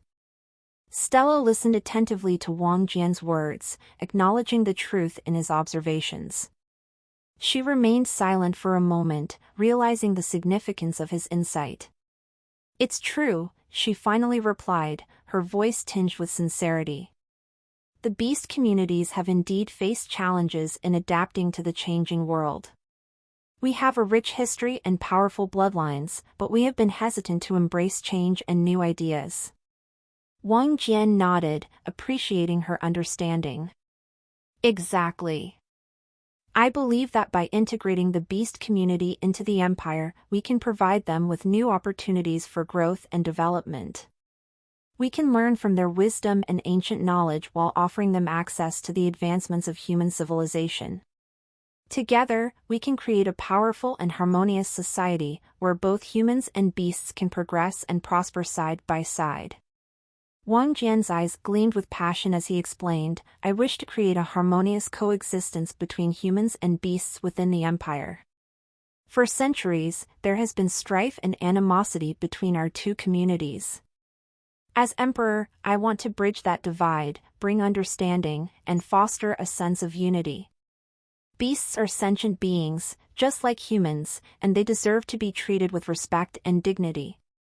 Stella's curiosity deepened as she listened intently, appreciating the depth of Wang Jian's vision. She could see the sincerity in his eyes, and his aspiration to build a better future for the Empire moved her. "That is a noble goal, Your Highness," Stella replied, her admiration evident in her voice. "If anyone can achieve it, I believe it's you." Wang Jian let out a tired sigh before speaking again. "Thank you for your trust, Stella. But there is a huge issue in my ambition. As the Butterfly Spirit Queen and the representative of your beast comrades, I am sure you know the sentiments that the beasts hold for the humans. I cannot change that, and I am sure that even you, Wang Jian, proposed to you to marry me, would be helpless against it." "That is correct. They would never agree that we should join the human communities for our growth," Stella spoke with a frown. "I have a solution for that, Stella, but I really need your assistance," Wang Jian said, determination in his eyes. Curiosity twinkled in Stella's eyes as she asked, "What is it?" "Among humans, it is said that marriage is a way to develop relations between two communities. And I believe that it could work in this case as well if a human were to marry a beast," Wang Jian began with this statement. He then took Stella's right hand, holding it gently, and kneeled in front of her. Speaking in a soft yet earnest tone, he said, "Stella, I, Wang Jian, propose to you to marry me." Stella was taken aback, her heart pounding with surprise and joy. "Your Highness, this is unexpected," she stammered. Wang Jian's eyes bore into hers, his sincerity evident. "I know it might seem sudden, but I've thought this through. By marrying you, the Butterfly Spirit Queen, I hope to bridge the gap between humans and beasts. Our union would serve as a symbol of unity and understanding. Together, we can lead by example and show our people that love knows no boundaries." Stella's heart swelled with emotion at his words, but she needed to ensure this was not just a political gesture. "Your Highness, is this proposal driven solely by your ambition, or do you truly wish to be with me?" Wang Jian's grip on her hand tightened, and he spoke from the depths of his heart, "Stella, my feelings for you are genuine. You are not just a means to an end, you have captured my heart since the day we met. Your strength, compassion, and unwavering support have left an indelible mark on my soul. I cannot imagine a future without you by my side." Stella felt her eyes well up with tears of happiness, touched by his sincerity and love. "Your Highness, I too have come to cherish our time together. Your dedication to making this world a better place inspires me. I accept your proposal, not just for our people, but because I have fallen in love with you." Wang Jian's smile was radiant as he stood up, embracing Stella tenderly. "Thank you, Stella. Your acceptance fills my heart with joy. Together, we will embark on this journey, breaking barriers and shaping a brighter future for all." Under the gentle moonlight, both Wang Jian and Stella locked eyes, their smiles filled with a mix of anticipation and affection. With a confident step forward, Wang Jian drew closer to Stella and softly pressed his lips against hers. Stella didn't resist, she allowed the kiss to happen, her heart pounding with a mix of emotions. It was a moment she had secretly longed for, and now that it was happening, she wanted to savor every second of it. Unbeknownst to Stella, Wang Jian used his blissful touch technique at that very moment, amplifying the pleasure she felt during the kiss. The blissful touch's effect intensified during their intimate exchange, enveloping Stella in overwhelming joy and bliss. The sensations she experienced were unlike anything she had felt before, making her heart race with delight. Wang Jian, too, was captivated by the moment, feeling a deep connection with Stella as they kissed under the moon's gentle glow. He held her tenderly, cherishing the bond they were creating. With his expertise in manipulating energies, Wang Jian ensured that this kiss would become an unforgettable experience for Stella. As the kiss continued, Stella's heart soared with delight, and a deep yearning for more of this blissful sensation ignited within her. Little did she know that this subtle touch of magic would leave a lasting impression on her, drawing her even closer to Wang Jian, both emotionally and physically. After what felt like an eternity, they finally parted, their breaths mingling in the night air. Wang Jian's eyes sparkled with affection, and Stella's cheeks flushed with a newfound sense of longing and desire. I've never experienced anything like this, Stella whispered, her voice filled with awe. Wang Jian smiled tenderly, caressing her cheek with his thumb. It's just the beginning, Stella. Our love is destined to create wonders and defy all odds. Together, we will forge a path of unity and understanding between our peoples.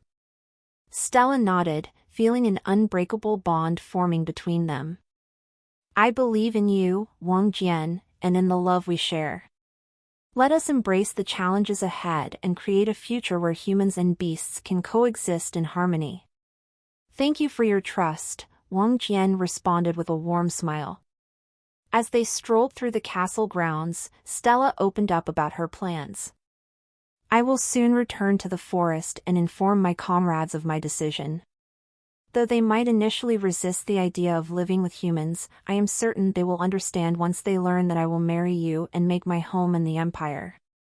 That sounds like a wise approach, Wang Jian replied. Make sure to let them know about my heritage as well, as it's best not to keep any secrets.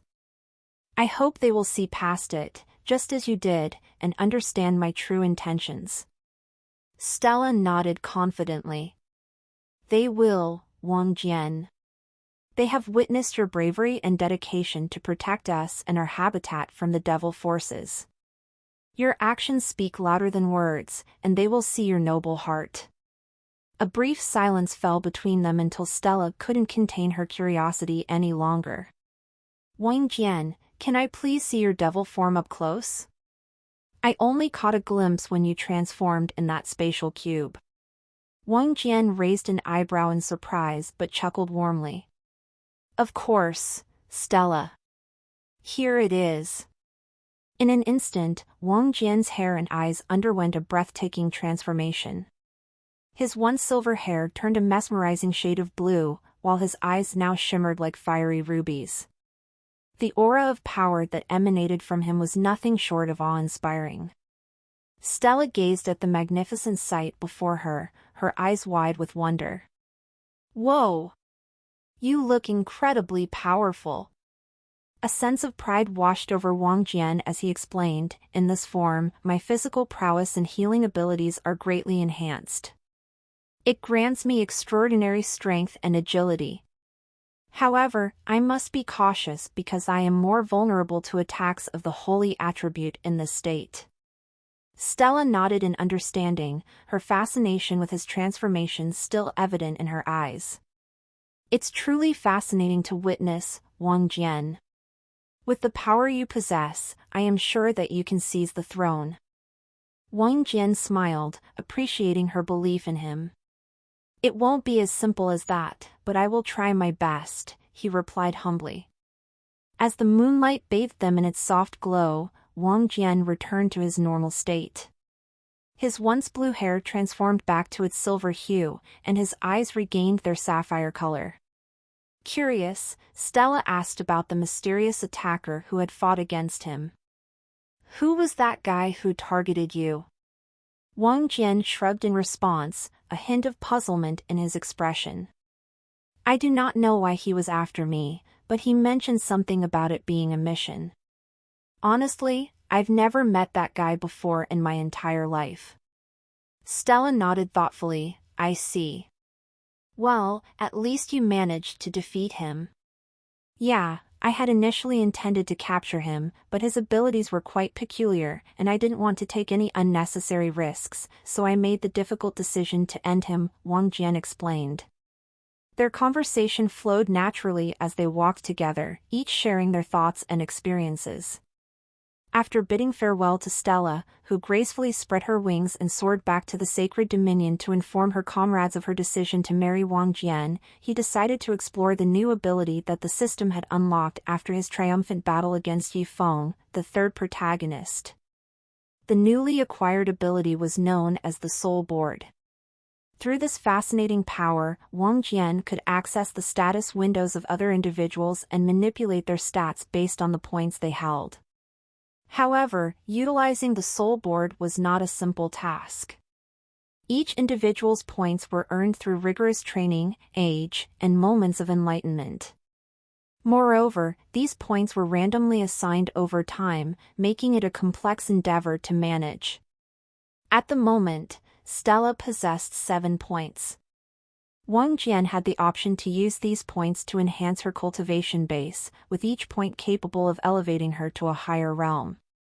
Alternatively, the points could be used to deepen her insights into different elements and also their strength, agility, vitality, dexterity, and perception, all test NOVL on novelben/.cm. 1 point would grant her a low-level insight in a particular element, 2 points for a mid-level insight, 5 points to attain a high-level insight, and 10 points to reach the peak-level insights.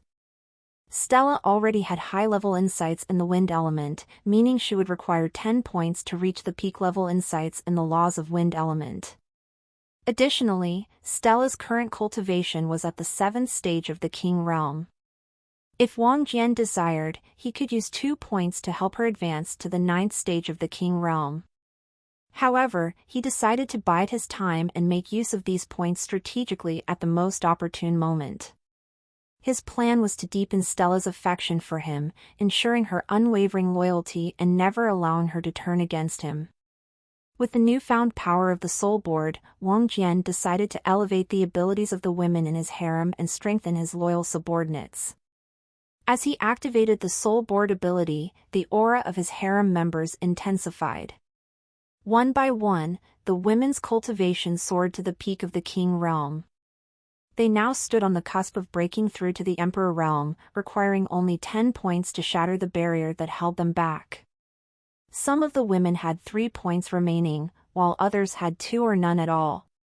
Wang Jian knew that obtaining these points was connected to gaining experience and possibly through combat and other achievements. Turning his attention to his loyal subordinates, Wang Jian orchestrated an elaborate ceremony, with Hong Meilin and Han Shifeng acting as the priestesses to lead the event. The grand spectacle was named the Ritual for the Chaotic God, and Wang Jian proclaimed that anyone earnestly meditating within its boundaries would be rewarded immensely. Unbeknownst to the participants, the ceremony was merely a ruse. In secret, Wang Jian utilized the Soul Board, accessing the attributes of each individual present, and commenced an unseen transformation. Through the deceptive ritual, some of his men experienced a tremendous boost in their cultivation, their skills reaching new heights. Others could feel their agility, dexterity, strength, and perception undergoing profound changes, improving in ways they could not have imagined. The Ritual for the Chaotic God became a turning point for Wang Jian's harem and his trusted comrades. Their potential was unlocked, and with newfound strength, they were now ready to face whatever challenges lay ahead in their pursuit of greatness under the guidance of their cunning and charismatic leader. As Wang Jian unleashed the hidden potential of his subordinates, a shocking development unfolded on the battlefield between the Devil forces and the Empire. Emperor Wang himself had stepped onto the battleground, displaying unparalleled fighting prowess with his unique domain, which seamlessly merged 2 distinct elements.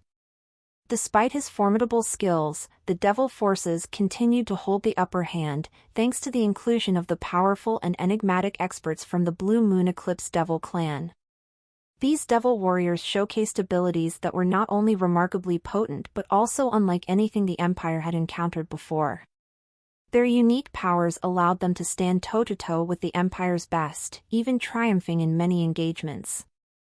To make matters even more challenging, the battles now raged primarily during the night, as the Blue Moon Eclipse Devil clan thrived under the moon's dark embrace, gaining significant power during those hours. The Second Princess's faction suffered the most due to this elongated conflict. As the battles raged on, their strength dwindled, and the prolonged engagements took a toll on their forces. While the Emperor's faction focused on assisting the Crown Prince's faction in the central part of the battlefield and covering the third section, the Second Princess's faction found itself increasingly vulnerable. However, hope still flickered in the darkness, as a few Emperor Realm experts from the Crown Prince's faction arrived to aid the beleaguered Second Princess's faction. This crucial support bolstered their defenses and provided a glimmer of hope in the face of overwhelming odds. As Cyrithia stealthily made her way back to the Devil Force's side, her Nether Curseweaver Devil clan members were overjoyed to see her return. She recounted her encounter with Wang Jian, admitting that she had lost the ancestral Curseweaver Nether Scythe to the enemy. Despite this setback, her clan forgave her, recognizing her as the esteemed inheritor of their ancestral devil. Excitedly, Cyrithia shared the revelation she had uncovered about Wang Jian's true identity. She revealed that he was not only a member of the Blue Moon Eclipse Devil clan but possessed a bloodline purity comparable to that of a member of the clan's main family. However, much to her surprise, her clan was already aware of this fact. The devils that Wang Jian had captured during his fierce battle against Voidblade had witnessed his extraordinary prowess and suspected his exceptional bloodline. They promptly informed their superiors, leading the Blue Moon Eclipse Devil clan to join the ongoing battle against the Empire. Cyrithia marveled at the significance of this revelation. On this realm, the Devil clans were all mere branches of their respective main families, and even the patriarchs of these branches could not compare themselves to a member of the main family. At that moment, Cyrithia's mind was filled with contemplation. She couldn't shake the feeling that Wang Jian was well aware of the Blue Moon Eclipse Devil clan's involvement in the battle. After all, rumors about him had surely reached their ranks. If he wanted, he could easily establish contact with them and assert his authority over their actions. Yet, to her surprise, Wang Jian hadn't made any such attempt. Just then, the telephone artifact he had given her beeped, and Wang Jian's voice resonated through it. He instructed her, "You must have realized by now that my heritage is no secret to the devils here. I want you to pay a visit to the Blue Moon Eclipse Devil clan's camp and allow me to converse with them." Understanding his intentions, Cyrithia's eyes widened with realization. "I see now. You want to keep your plans of allying with the devils hidden from your faction," she said. "News to rise at n/vel/b/i/n.co." With a casual tone, Wang Jian confirmed her understanding, saying, "Correct." As Cyrithia arrived at the Blue Moon Eclipse Devil clan's camp, she used the telephone artifact to establish contact with Wang Jian, ensuring he would join the conversation.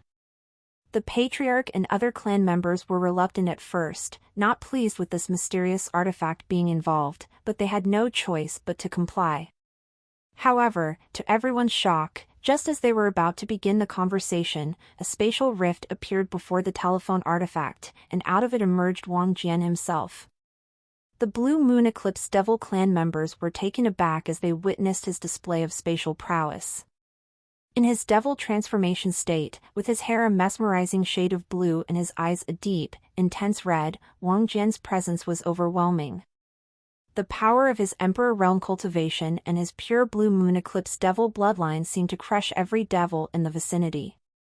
Even Cyrithia herself was taken aback by Wang Jian's unexpected appearance from the spatial rift. It dawned on her that the telephone artifact she possessed allowed him to track her location at all times, granting him easy access to her location whenever he wished. His devil form exuded a sense of majesty and authority that demanded respect and awe. The members of the Blue Moon Eclipse Devil clan, once hesitant to speak with him, now found themselves standing before an undeniable force, one they couldn't ignore or resist. "Apologies for my unannounced arrival," Wang Jian spoke with a hint of amusement in his voice, sensing their surprise. "I thought it would be more interesting to discuss matters face to face."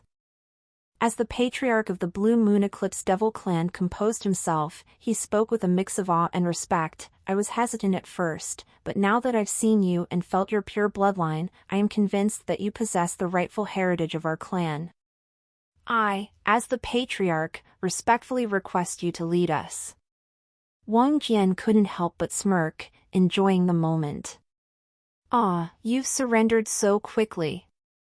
I was looking forward to showcasing my abilities and engaging in combat, he remarked playfully. The patriarch explained, your power, as sensed through that spatial rift, is far superior to mine, and your bloodline purity surpasses my own. It's wiser to submit and preserve my life rather than face certain defeat. Accepting the patriarch's submission, Wang Jian continued, however, due to my unique half-human identity, I can't actively lead the clan just yet. But I have a solution. I will convey my orders through this woman. He pointed at Xyrithia, surprising the patriarch. Why her? The patriarch inquired, somewhat displeased, given the rivalry between the Nether Curseweaver Devil clan and the Blue Moon Eclipse Devil clan. Wang Jian's smirk widened as he approached Xyrithia, pulling her closer and wrapping his arm around her waist. Isn't it obvious? She is my woman, he declared boldly. The patriarch was taken aback but noticed Xyrithia's submissive reaction, confirming the truth in Wang Jian's claim. This revelation brought the patriarch a sense of satisfaction, knowing that the inheritor of the ancestral devil of the Nether Curseweaver Devil clan had chosen to submit to the genius of the Blue Moon Eclipse Devil clan. We shall listen to your commands, Lord, the patriarch declared, acknowledging Wang Jian's authority. With his mission accomplished, Wang Jian released Xyrithia from his embrace and addressed the group, good. Then I shall take my leave now. After utilizing the power of the spatial rift to leave the Blue Moon Eclipse Devil clan's camp, Wang Jian didn't immediately return to his faction in the Black Castle. Instead, he teleported to a location closer to his second sister Wang Ying's faction. As the days passed, Wang Ying's faction grew weaker, struggling to maintain its strength in the face of the ongoing conflict. While Wang Jian's devil heritage had been revealed, causing some groups to leave his faction, the core members remained loyal and united, ensuring the overall strength of his faction remained largely unaffected. The groups that did defect from Wang Jian's faction chose to join forces with the Crown Prince's faction, bolstering its ranks further. It didn't take long before Wang Ying was face-to-face with Wang Jian, who sat casually on her personal bed inside the private tent. His playful smirk hinted at a hidden agenda. Second sister, come and take a seat. Treat this as your own place, Wang Jian beckoned with a mischievous glint in his eyes.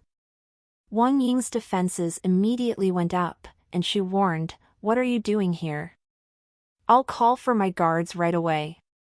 Don't take me for a fool, Wang Jian retorted, clearly amused. If you wanted to call for your guards, you would have done it already. I have a feeling you know why I'm here, and I can see the glimmer of excitement in your eyes. Her face blushing slightly, Wang Ying attempted to regain her composure. Excitement? Don't be absurd. I'm merely curious about your sudden appearance. Wang Jian's smirk only widened. Of course, he replied, feigning innocence. But let's not pretend. We both know you're eager to hear what I have to say. Wang Ying crossed her arms, trying to appear unaffected. You overestimate yourself. Your devil heritage is abhorrent, and I wish to kill you immediately. But I need to hear your reasons for why you would take such a huge risk to visit me today. My dear sister, you should know that I am not taking any risk to visit you right now. You must have heard the rumor about my cultivation at the Emperor Realm. Well, let me tell you something, that is no mere rumor, but the absolute truth. Wang Jian's tone turned cold, sending a shiver down Wang Ying's spine. Her shock was evident as she realized the grave danger that she was in. She knew that facing an Emperor Realm expert was beyond her capabilities, and she couldn't even fathom the idea of winning against such a formidable foe. The sourc of this content n/o/v/l/by/n. What do you want? She asked, trying to maintain her composure despite the fear brewing within her. The same thing as you want, dear sister, the throne, Wang Jian replied with a sly smirk. Wang Ying furrowed her brow in confusion. If we both desire the same thing, how can we possibly cooperate with each other? With a devious smile, Wang Jian responded, "Ah, that's where you're mistaken. Cooperation is possible if you simply give up on your dream of sitting on the throne." "Impossible." Wang Ying immediately rejected the idea, holding tightly to her ambition. "I expected you to say that." "Well, at least I tried," Wang Jian said with a seemingly polite yet devilishly charming tone. "You see, I had already decided that if you wouldn't comply with my request, I would have no choice but to abduct you, my dear sister." Wang Ying's eyes widened in shock at his audacious plan. Before she could even raise her voice to protest, a powerful spatial rift enveloped both of them, transporting them away from Wang Ying's camp. The output of this spatial rift was so immense that even other Emperor Realm experts in the vicinity sensed it. They rushed towards Wang Ying's private tent, hoping to intervene. Unfortunately, by the time they arrived, Wang Jian and Wang Ying had vanished without a trace, leaving the tent eerily empty and the Emperor Realm experts dumbfounded. In the dark confines of the Black Castle's dungeon, Wang Jian and Wang Ying materialized after their teleportation. The moment they appeared in the dungeon within the Black Castle, Wang Ying attempted to escape. She summoned her mighty Frostwave Kraken Sovereign and unleashed a powerful surge of qi, combining it with her high-level insights in the water element in an effort to catch Wang Jian off guard and break free. However, Wang Jian effortlessly brushed off her desperate attempt. With a flick of his wrist, he shattered her spirit, rendering her attack ineffective. Closing the distance between them, he swiftly cornered Wang Ying, pinning her to the dungeon wall. As powerful and restraining chains materialized, they ensnared Wang Ying, leaving her helplessly bound and unable to move her arms or legs. A mischievous glint danced in Wang Jian's eyes as he posed the question once more, "Will you give up on your ambition of becoming the ruler?" With undeterred determination, Wang Ying returned his gaze with a fiery and hate-filled glare, but she remained silent, refusing to concede to his demands. Amused by her tenacity, Wang Jian smirked and continued, "I see you're still as stubborn as ever. But it won't make any difference. Now that you've disappeared from your camp, your faction will soon disband. And it will be through your side of the battlefield that the devils will infiltrate the empire." Despite Wang Ying's defiant spirit, Wang Jian's words struck a chord of concern within her. She knew that without her leadership, her faction would falter, leaving a vulnerable gap in the empire's defenses. The realization of her predicament sank in, which caused her to fall deeper in despair. Wang Jian then left the dungeon. It was because he knew that it would be impossible to break the willpower of his sister immediately. Thus, he had to leave her in solitude and slowly make her willpower shatter. After leaving Wang Ying's dungeon cell, Wang Jian headed towards the dungeon cell of the second queen, who was Wang Ying's mother. The second queen's name was Luo Qiu, and since she had already become Wang Jian's sex slave, she would be referred by her name. "Luo Qiu, I have abducted your daughter." "Well, it wasn't really my fault since I did ask her to give up on the throne. Unfortunately, your daughter is too stubborn." "What should I do with her?" Wang Jian asked her with a depraved smirk. Luo Qiu was taken aback by the revelation, and in an attempt to sway Wang Jian's intentions, she sensually pressed her naked body against his arm, using her allure to excite him. Please, spare her. She's just strong-willed. Use me instead, but please, don't harm her," she pleaded. Amused by her advances, Wang Jian couldn't resist taking advantage of the situation. He caressed Luo Qiu's alluring curves, a twisted grin forming on his face. "You think of me as an evil man? I have no intention of harming her, as long as you remain obedient to me," he teased. "However, I do expect you to tell her that you will support my faction." His wickedness unabated, Wang Jian continued to revel in Luo Qiu's seductive charms.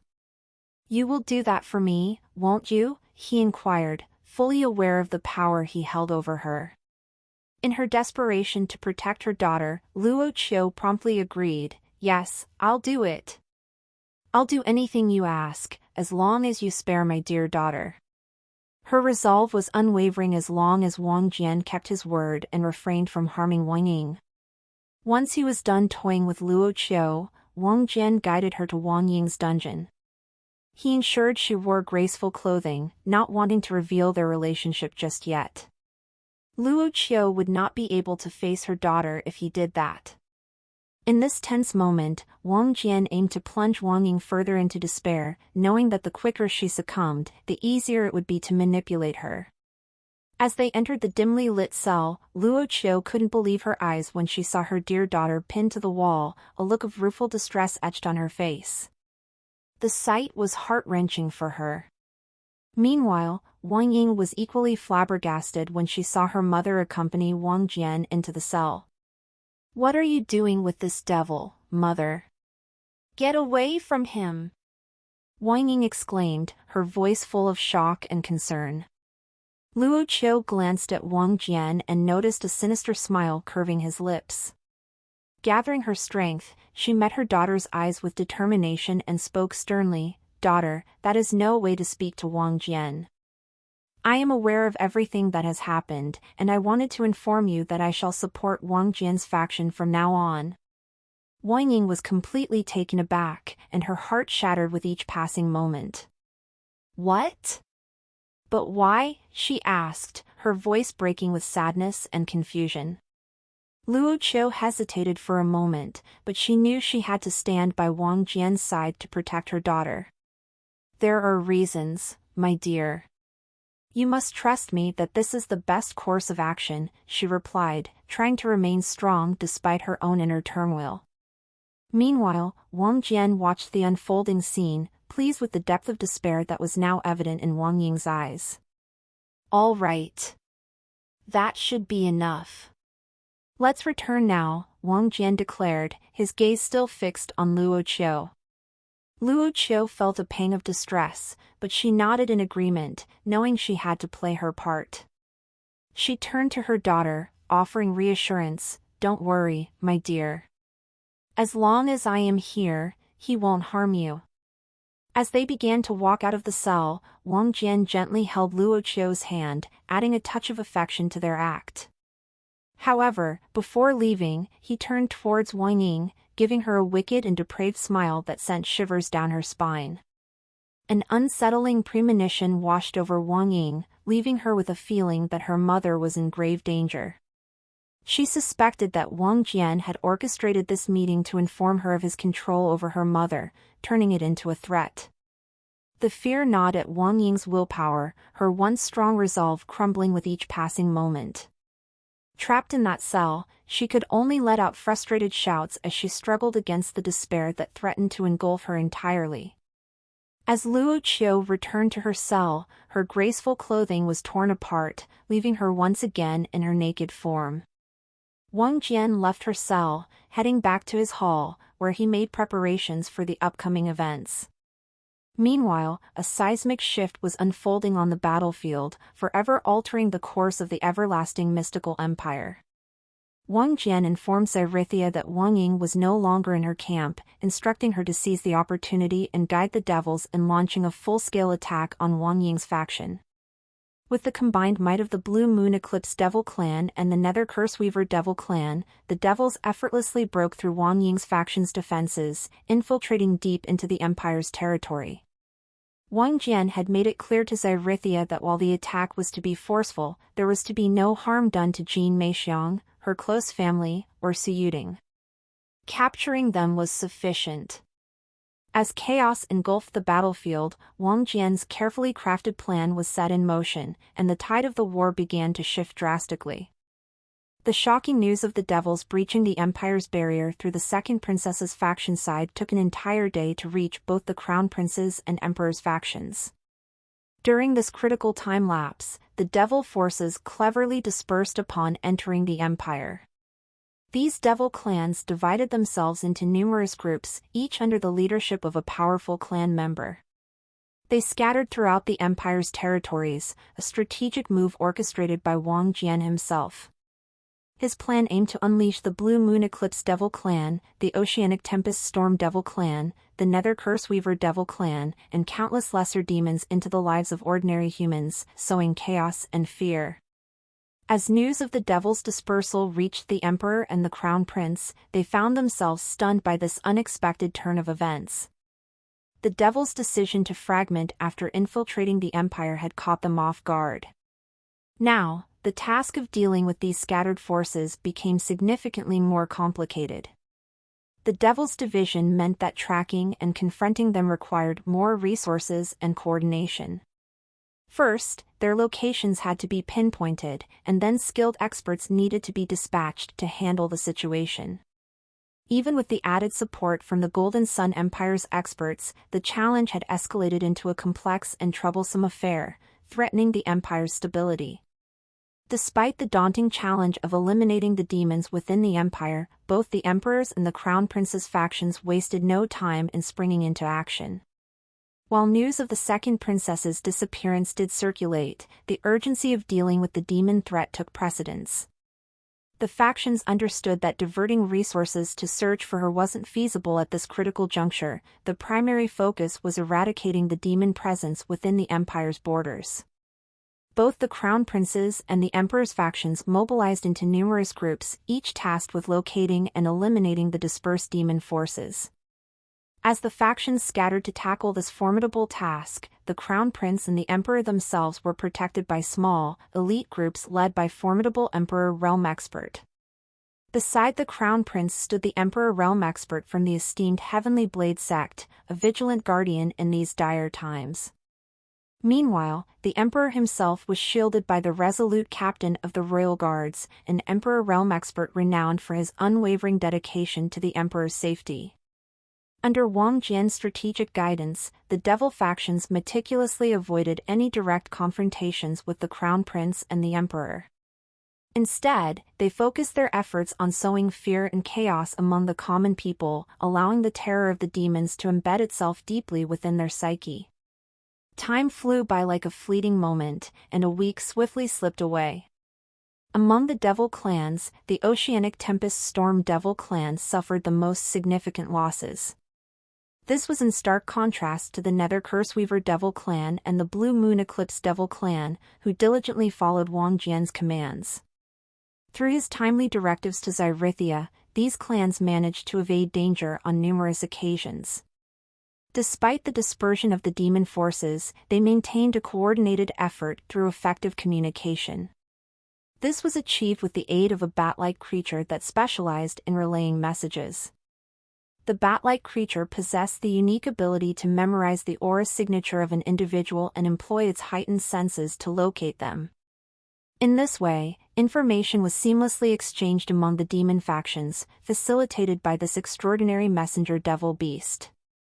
Over the course of the past week, numerous significant events unfolded.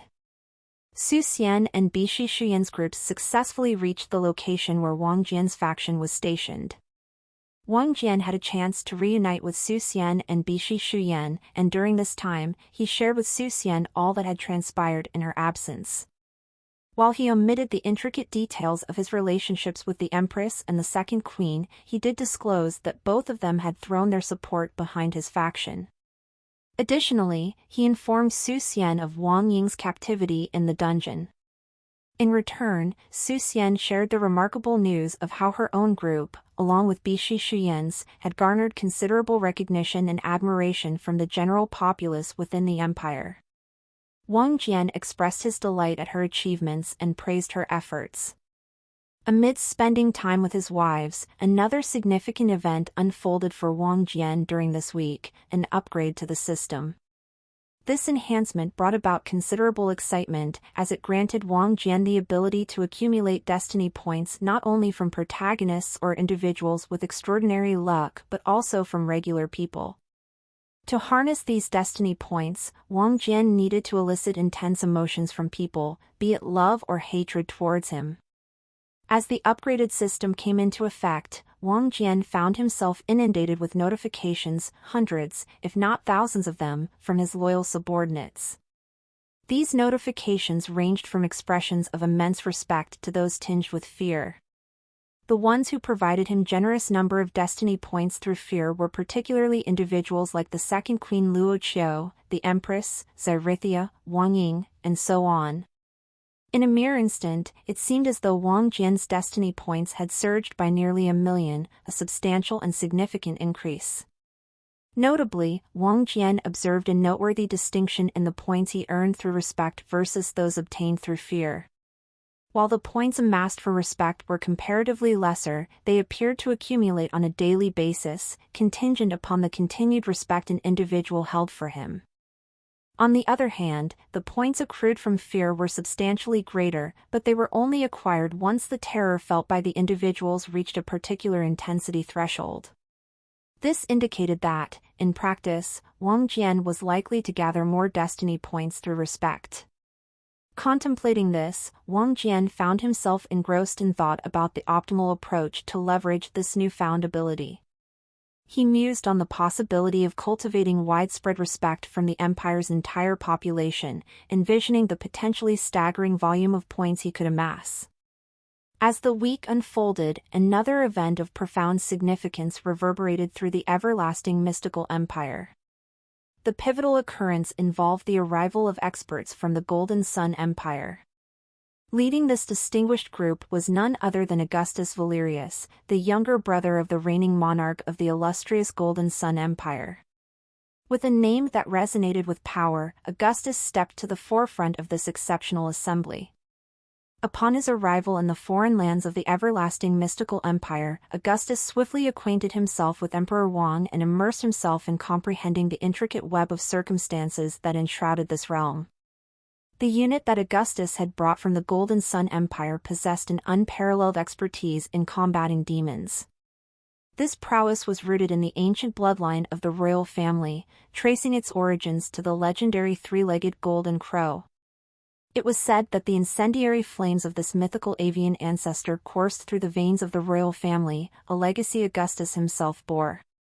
The embodiment of this ancestral flame, Augustus wielded the scorching power of the golden crow's flames.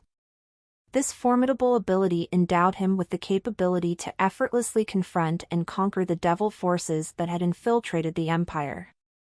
In a swift and decisive move, Augustus's group embarked on the task of cleansing the empire of its insidious demon infestation.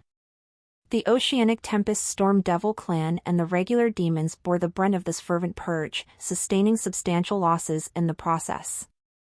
Even the formidable Blue Moon Eclipse Devil clan and the enigmatic Nether Curseweaver Devil clan were not immune to the damage inflicted by Augustus's relentless pursuit.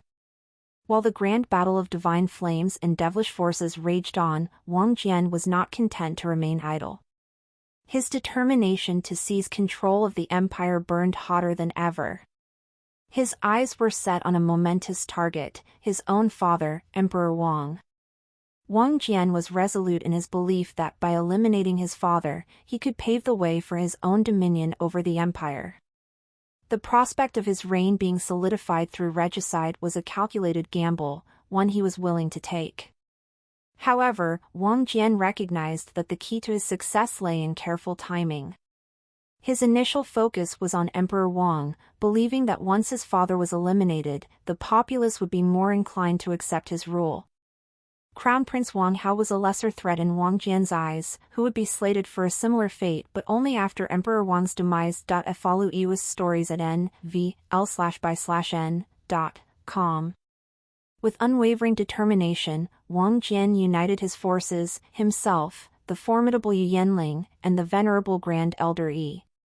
Together, they set forth from their current location, embarking on a journey towards the heart of the empire, where Emperor Wang resided. Emperor Wang, amidst the chaos of the capital's defense, had withdrawn to the sanctum of his palace. Here, he commanded his loyal subjects to drive out the remnants of the devil forces that had plagued the capital. Yet, the emperor's normally fortified stronghold was vulnerable, his guardians spread thin across the city. He remained under the watchful protection of a solitary expert. Suddenly, as if emerging from the very fabric of space itself, Wang Jian, Yu Yanling, and Grand Elder Yi materialized in the throne room. Their entry, a product of Wang Jian's mastery over the intricate laws of space, was a jolt of unanticipated intrusion. Emperor Wang found himself utterly taken aback by Wang Jian's abrupt appearance in the throne room, facilitated by the enigmatic spatial rift. The sheer potency emanating from the rift left Emperor Wang grappling with a sense of both awe and recognition, as if the power it exuded was akin to his own. He couldn't help but unleash his frustration in words, his voice dripping with anger and scorn. Well, isn't this a surprise? The prodigal son returns, huh? Though I must admit, I didn't expect you to have the audacity to face me after the revelation of your devilish heritage, Jian.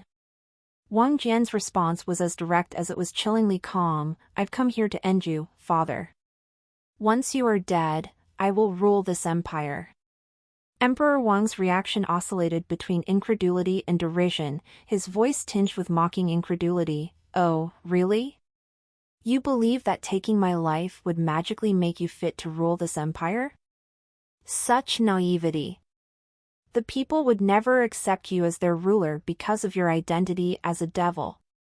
A sly smile played upon Wang Jian's lips, his composure unwavering in the face of his father's disbelief. Believe me, I've meticulously considered the aftermath of your demise. Amidst the chaos these devils sow, despair will shroud the empire. At that very juncture, the Empress and Second Queen will step forward, announcing their allegiance to my faction. They will declare that only through supporting me can the menace of these devils be quelled.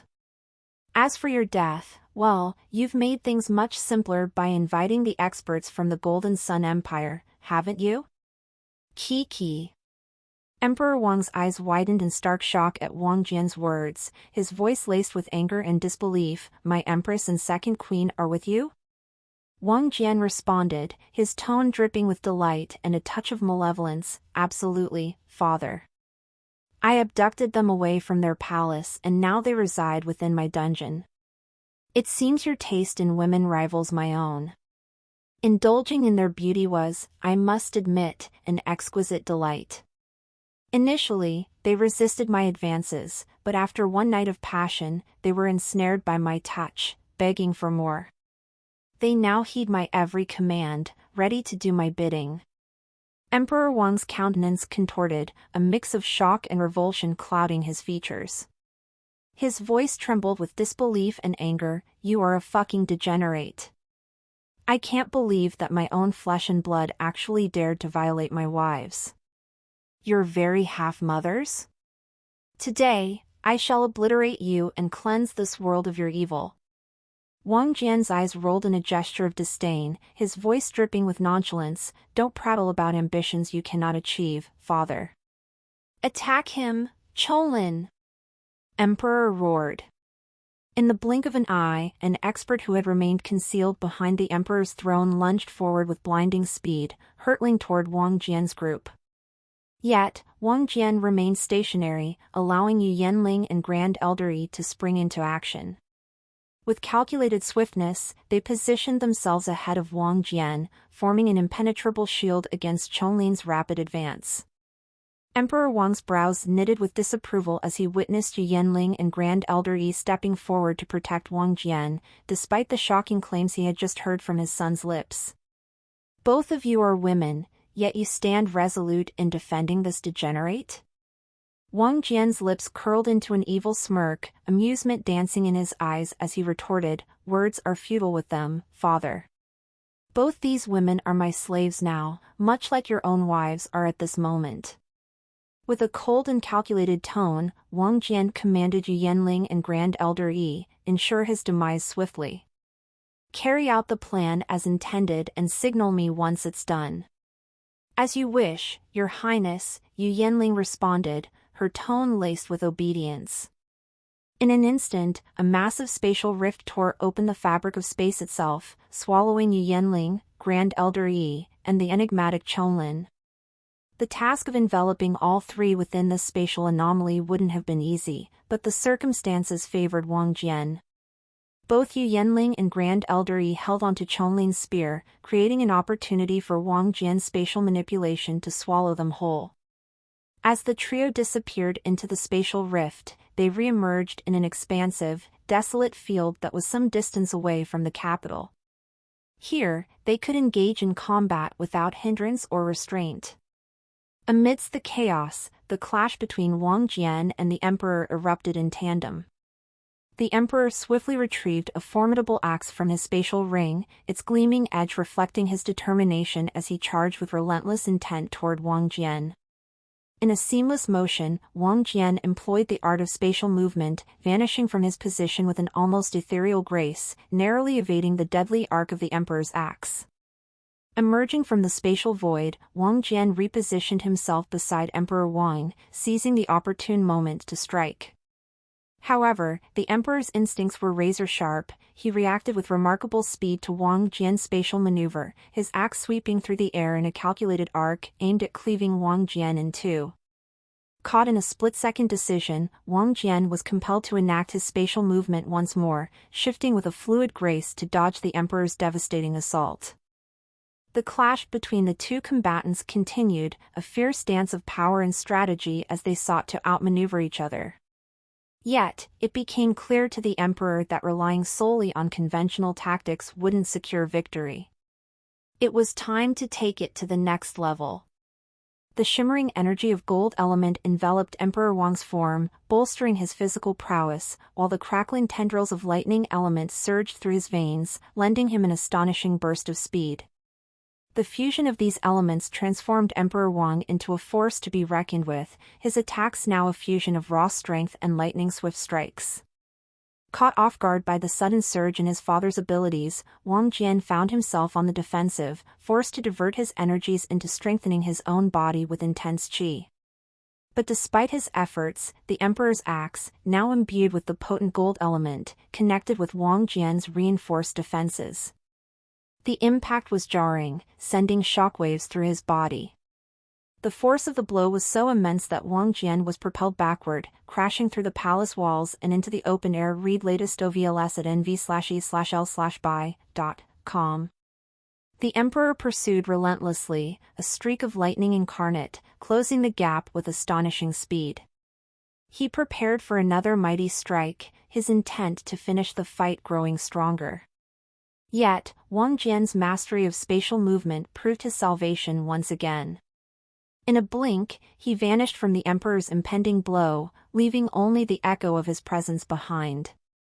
The devastating blow struck the earth, unleashing a seismic shockwave that rippled across the surroundings, leaving a lasting mark of their titanic battle. Wang Jian's gaze fixed upon the aftermath of their initial clash, a satisfied smile gracing his lips. As expected, your strength lives up to its reputation. There's no need for me to hold back any longer. In response, the very air around Wang Jian began to dance with vibrant orange flames, a fiery manifestation of the solar flames he commanded. These flames, fueled by the energy of the sun itself, were further empowered by his profound insights into the laws of fire. The clash that followed was nothing short of cataclysmic. Wang Jian's fist met the force of Emperor Wang's mighty axe, and to the astonishment of all, the result was equal. The resulting shockwave reverberated through the land, splitting it asunder and sweeping the sky clear of clouds. The sheer scale of their battle was awe-inspiring, a testament to the immense power they both possessed. Yet, this was only the beginning. Blow after thunderous blow, Wang Jian and Emperor Wang clashed repeatedly, each collision releasing shockwaves that reshaped the very landscape. Embracing the solar flames that cloaked him, Wang Jian stood firm against the enhanced might of Emperor Wang's gold element-infused attacks. Throughout their rapid exchanges, Emperor Wang leveraged his newfound speed advantage, launching a rapid barrage of strikes aimed at exploiting any vulnerability. But Wang Jian's reflexes were nothing short of exceptional, as he adeptly countered and deflected each attack, a testament to his skill and combat prowess. After a series of intense clashes, Wang Jian's strategy shifted abruptly. Instead of engaging Emperor Wang head-on, he chose to maintain a cautious distance, employing his newfound approach to launch potent blasts of flames at his opponent. Emperor Wang, infused with the power of the gold element, deftly deflected each fiery assault with swift strikes of his axe, causing the ground to erupt in a fiery display. Yet, amidst this fiery spectacle, a subtle change occurred that caught even Emperor Wang off guard. From an unexpected angle, a fireball hurtled towards Emperor Wang, its trajectory guided by Wang Jian's spatial manipulation, rendering even the Emperor's swift reflexes momentarily inadequate. This maneuver showcased Wang Jian's versatility and cunning employment of his spatial abilities. A hint of unease appeared on Emperor Wang's countenance. He admitted with a firm resolve, "You've managed to keep pace with me thus far, I grant you that. But this duel concludes here." With a decisive hand seal, Emperor Wang's expression radiated confidence. Radiant Golden Lightning Domain. In an instant, an awe-inspiring transformation overcame the battleground. A radiant and crackling domain, a fusion of golden and lightning energies, surged forth from Emperor Wang. It was an awe-inspiring technique that hinted at his true prowess and set the stage for the next phase of their clash. As Wang Jian felt the resonating power of Emperor Wang's domain, a sense of surprise coursed through him. The fusion of the two elements within the domain reached a depth that commanded his respect. A somber expression settled upon Wang Jian's features as he recognized the gravity of the situation. Underestimating Emperor Wang's talent and strength was no longer an option. Yet, despite this realization, Wang Jian wasn't the slightest bit scared. Confidence flowed in his veins, stemming from his unshakable belief in the might and refinement of his own domain. With a swift and determined hand gesture, Wang Jian prepared to unleash his own domain, the scorching solar incineration domain. This act wasn't a reactionary move, but a strategic decision to confront Emperor Wang's potent domain head-on. Emperor Wang experienced a moment of astonishment as the power of Wang Jian's domain washed over him. The unexpected potency of the scorching solar incineration domain shook him. What startled him even more was the realization that Wang Jian's domain was not merely yielding but rather engaging in a fierce struggle against his radiant golden lightning domain. The fact that Wang Jian's scorching flames could engage with Emperor Wang's intricately woven combination of elemental energies marked a remarkable achievement.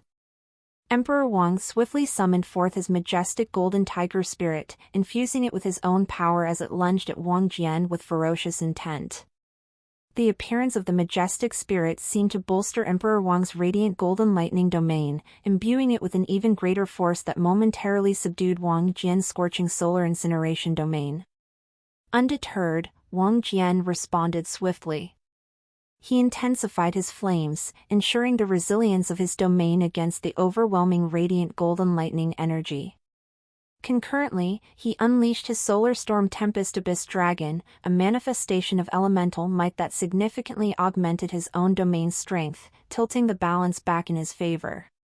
The ensuing clash between the Solar Storm Tempest Abyss Dragon and the majestic Golden Tiger Spirit sent shockwaves of elemental energy cascading through the battlefield. The interaction between their two domains created an ever-shifting tide of strength, sometimes favoring Wang Jian, at others favoring Emperor Wang. Meanwhile, Emperor Wang himself was enveloped in an aura reminiscent of dragon qi, a telltale sign of his mastery over the soaring dragon cultivation technique. Wang Jian sensed the resonance of this technique, acknowledging that Emperor Wang's cultivation in it surpassed his own. Unlike Wang Jian, who could only employ dragon qi for intimidation, Emperor Wang harnessed it to empower his attacks, a fact evident in the painful blows he landed on Wang Jian. In the midst of this fierce confrontation, the domination of their elemental domains cast a profound influence. The clash of radiant golden lightning and scorching solar incineration suppressed the usage of all elements except those contained within their domains. This limitation left Wang Jian with only his solar flames as his arsenal, preventing him from relying on his spatial element or any other elemental abilities. Emperor Wang accelerated the tempo of his assault, aiming to inflict a barrage of injuries upon Wang Jian. The lingering devil bloodline within Wang Jian granted him a swift recovery capacity, yet Emperor Wang's cunning incorporation of dragon qi into his attacks hindered this regenerative ability, stifling it considerably. Meanwhile, Wang Jian's focus sharpened, riveted on the majestic golden tiger spirit conjured by Emperor Wang. The solar storm tempest abyss dragon responded to his intent, unleashing a torrent of blazing elemental assaults. Fireballs ignited the air, scorching beams lanced through the battleground, and waves of searing flames devoured the terrain around the resplendent tiger. While the golden tiger was an embodiment of the gold element, augmented by Emperor Wang's indomitable spirit, the unrelenting barrage of Wang Jian's attacks gradually eroded its strength.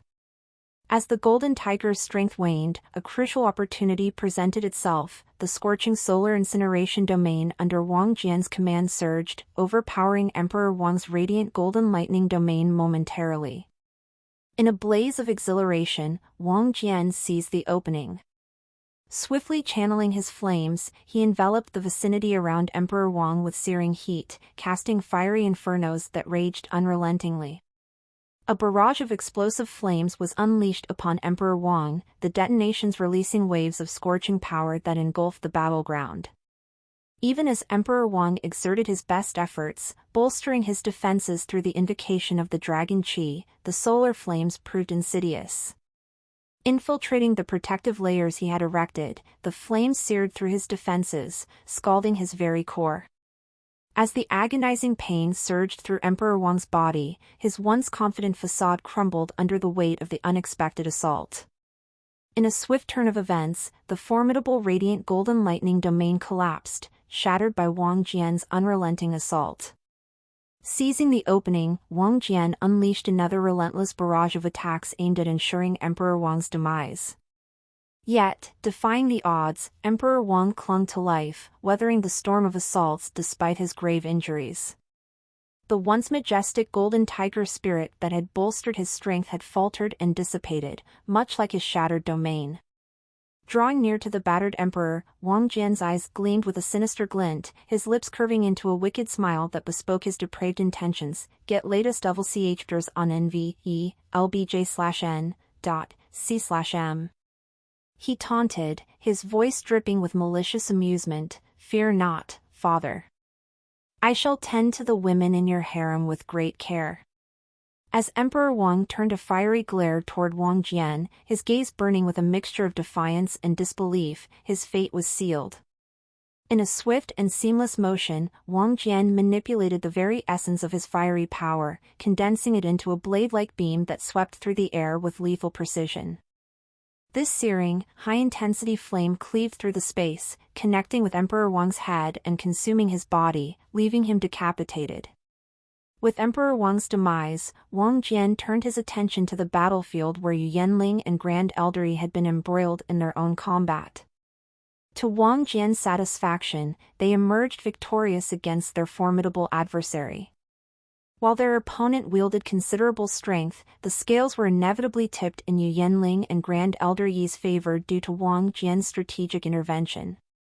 By employing the soul board skill to unveil their status windows and radically enhance their skills, Wang Jian had equipped them with unparalleled abilities that dwarfed their foes. The culmination of their efforts had yielded an outcome that was, by all measures, inevitable, an overwhelming triumph. The news about Emperor Wang's demise soon echoed across the entire everlasting mystical empire. Moreover, another piece of news spread around that this death was caused by none other than Augustus Valerius. These were naturally spread by none other than Wang Jian. With his victory secured, Wang Jian's next course of action was to reunite with the imprisoned members of the Jin clan and the Tao of Alchemy Society, who had been held captive by the devil forces. In due time, the members of both the Jin clan and the Tao of Alchemy Society were assembled before Wang Jian, their expressions ranging from surprise to caution. Among them, Jin Meixiang's gaze held a hint of astonishment at the sight of Wang Jian within the devil's camp. Her emotions seemed to waver between shock and gratitude, while Su Yuding regarded Wang Jian with a more guarded and uncertain look. As you're aware, I bear the bloodline of the devils. It's this very fact that allowed me to negotiate with this devil clan for your release. Of course, in exchange for your freedom, I had to offer them some resources, though those resources pale in comparison to the value of your lives. Wang Jian's voice was tinged with a genuine sense of emotion as he addressed the gathered individuals. The sincerity in Wang Jian's words resonated with Jean Meixiang, who found herself moved by his compassion. She felt an impulse to step forward, to embrace Wang Jian and express her gratitude for rescuing her clan from the clutches of the devils. She knew that without his intervention, they would likely have faced unimaginable torment. The Jin clan members, despite their lingering reservations about Wang Jian's devil bloodline, couldn't deny the impact of his actions. Their cautious attitude was tempered by the recognition that, regardless of their opinions, his intervention had saved their lives. Similarly, the members of the Tao of Alchemy Society were profoundly grateful to Wang Jian for his intervention. However, Suyuding couldn't help but harbor a measure of suspicion towards his motives, unsure of the true intentions behind his actions. Of course, Wang Jian's benevolent act wasn't without its own objectives. Beneath his compassionate exterior, he was not a mere altruist. He seized this opportunity to extend an invitation to both the Jin clan and the Tao of Alchemy Society, urging them to join forces with his faction. Both groups saw through the true intent behind Wang Jian's intervention. It wasn't just a rescue mission, it was a strategic move to bolster his own faction's power and influence.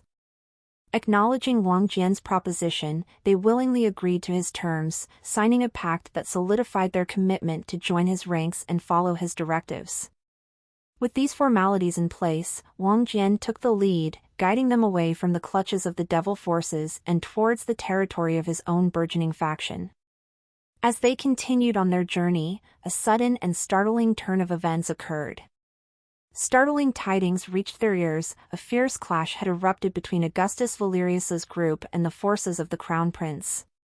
This wasn't just any skirmish, it was a monumental collision involving multiple Emperor realm experts. The ensuing battle wreaked havoc on the landscape, leaving it scarred and shattered in the wake of their ferocious confrontation. The aftermath painted a grim picture. The Crown Prince himself was now conspicuously absent, his whereabouts shrouded in uncertainty.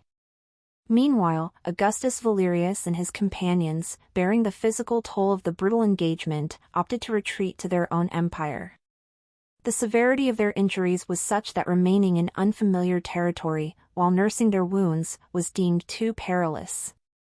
The once mighty Emperor realm experts who had rallied beneath the Crown Prince's banner now found themselves in a weakened state, grappling with their own wounds.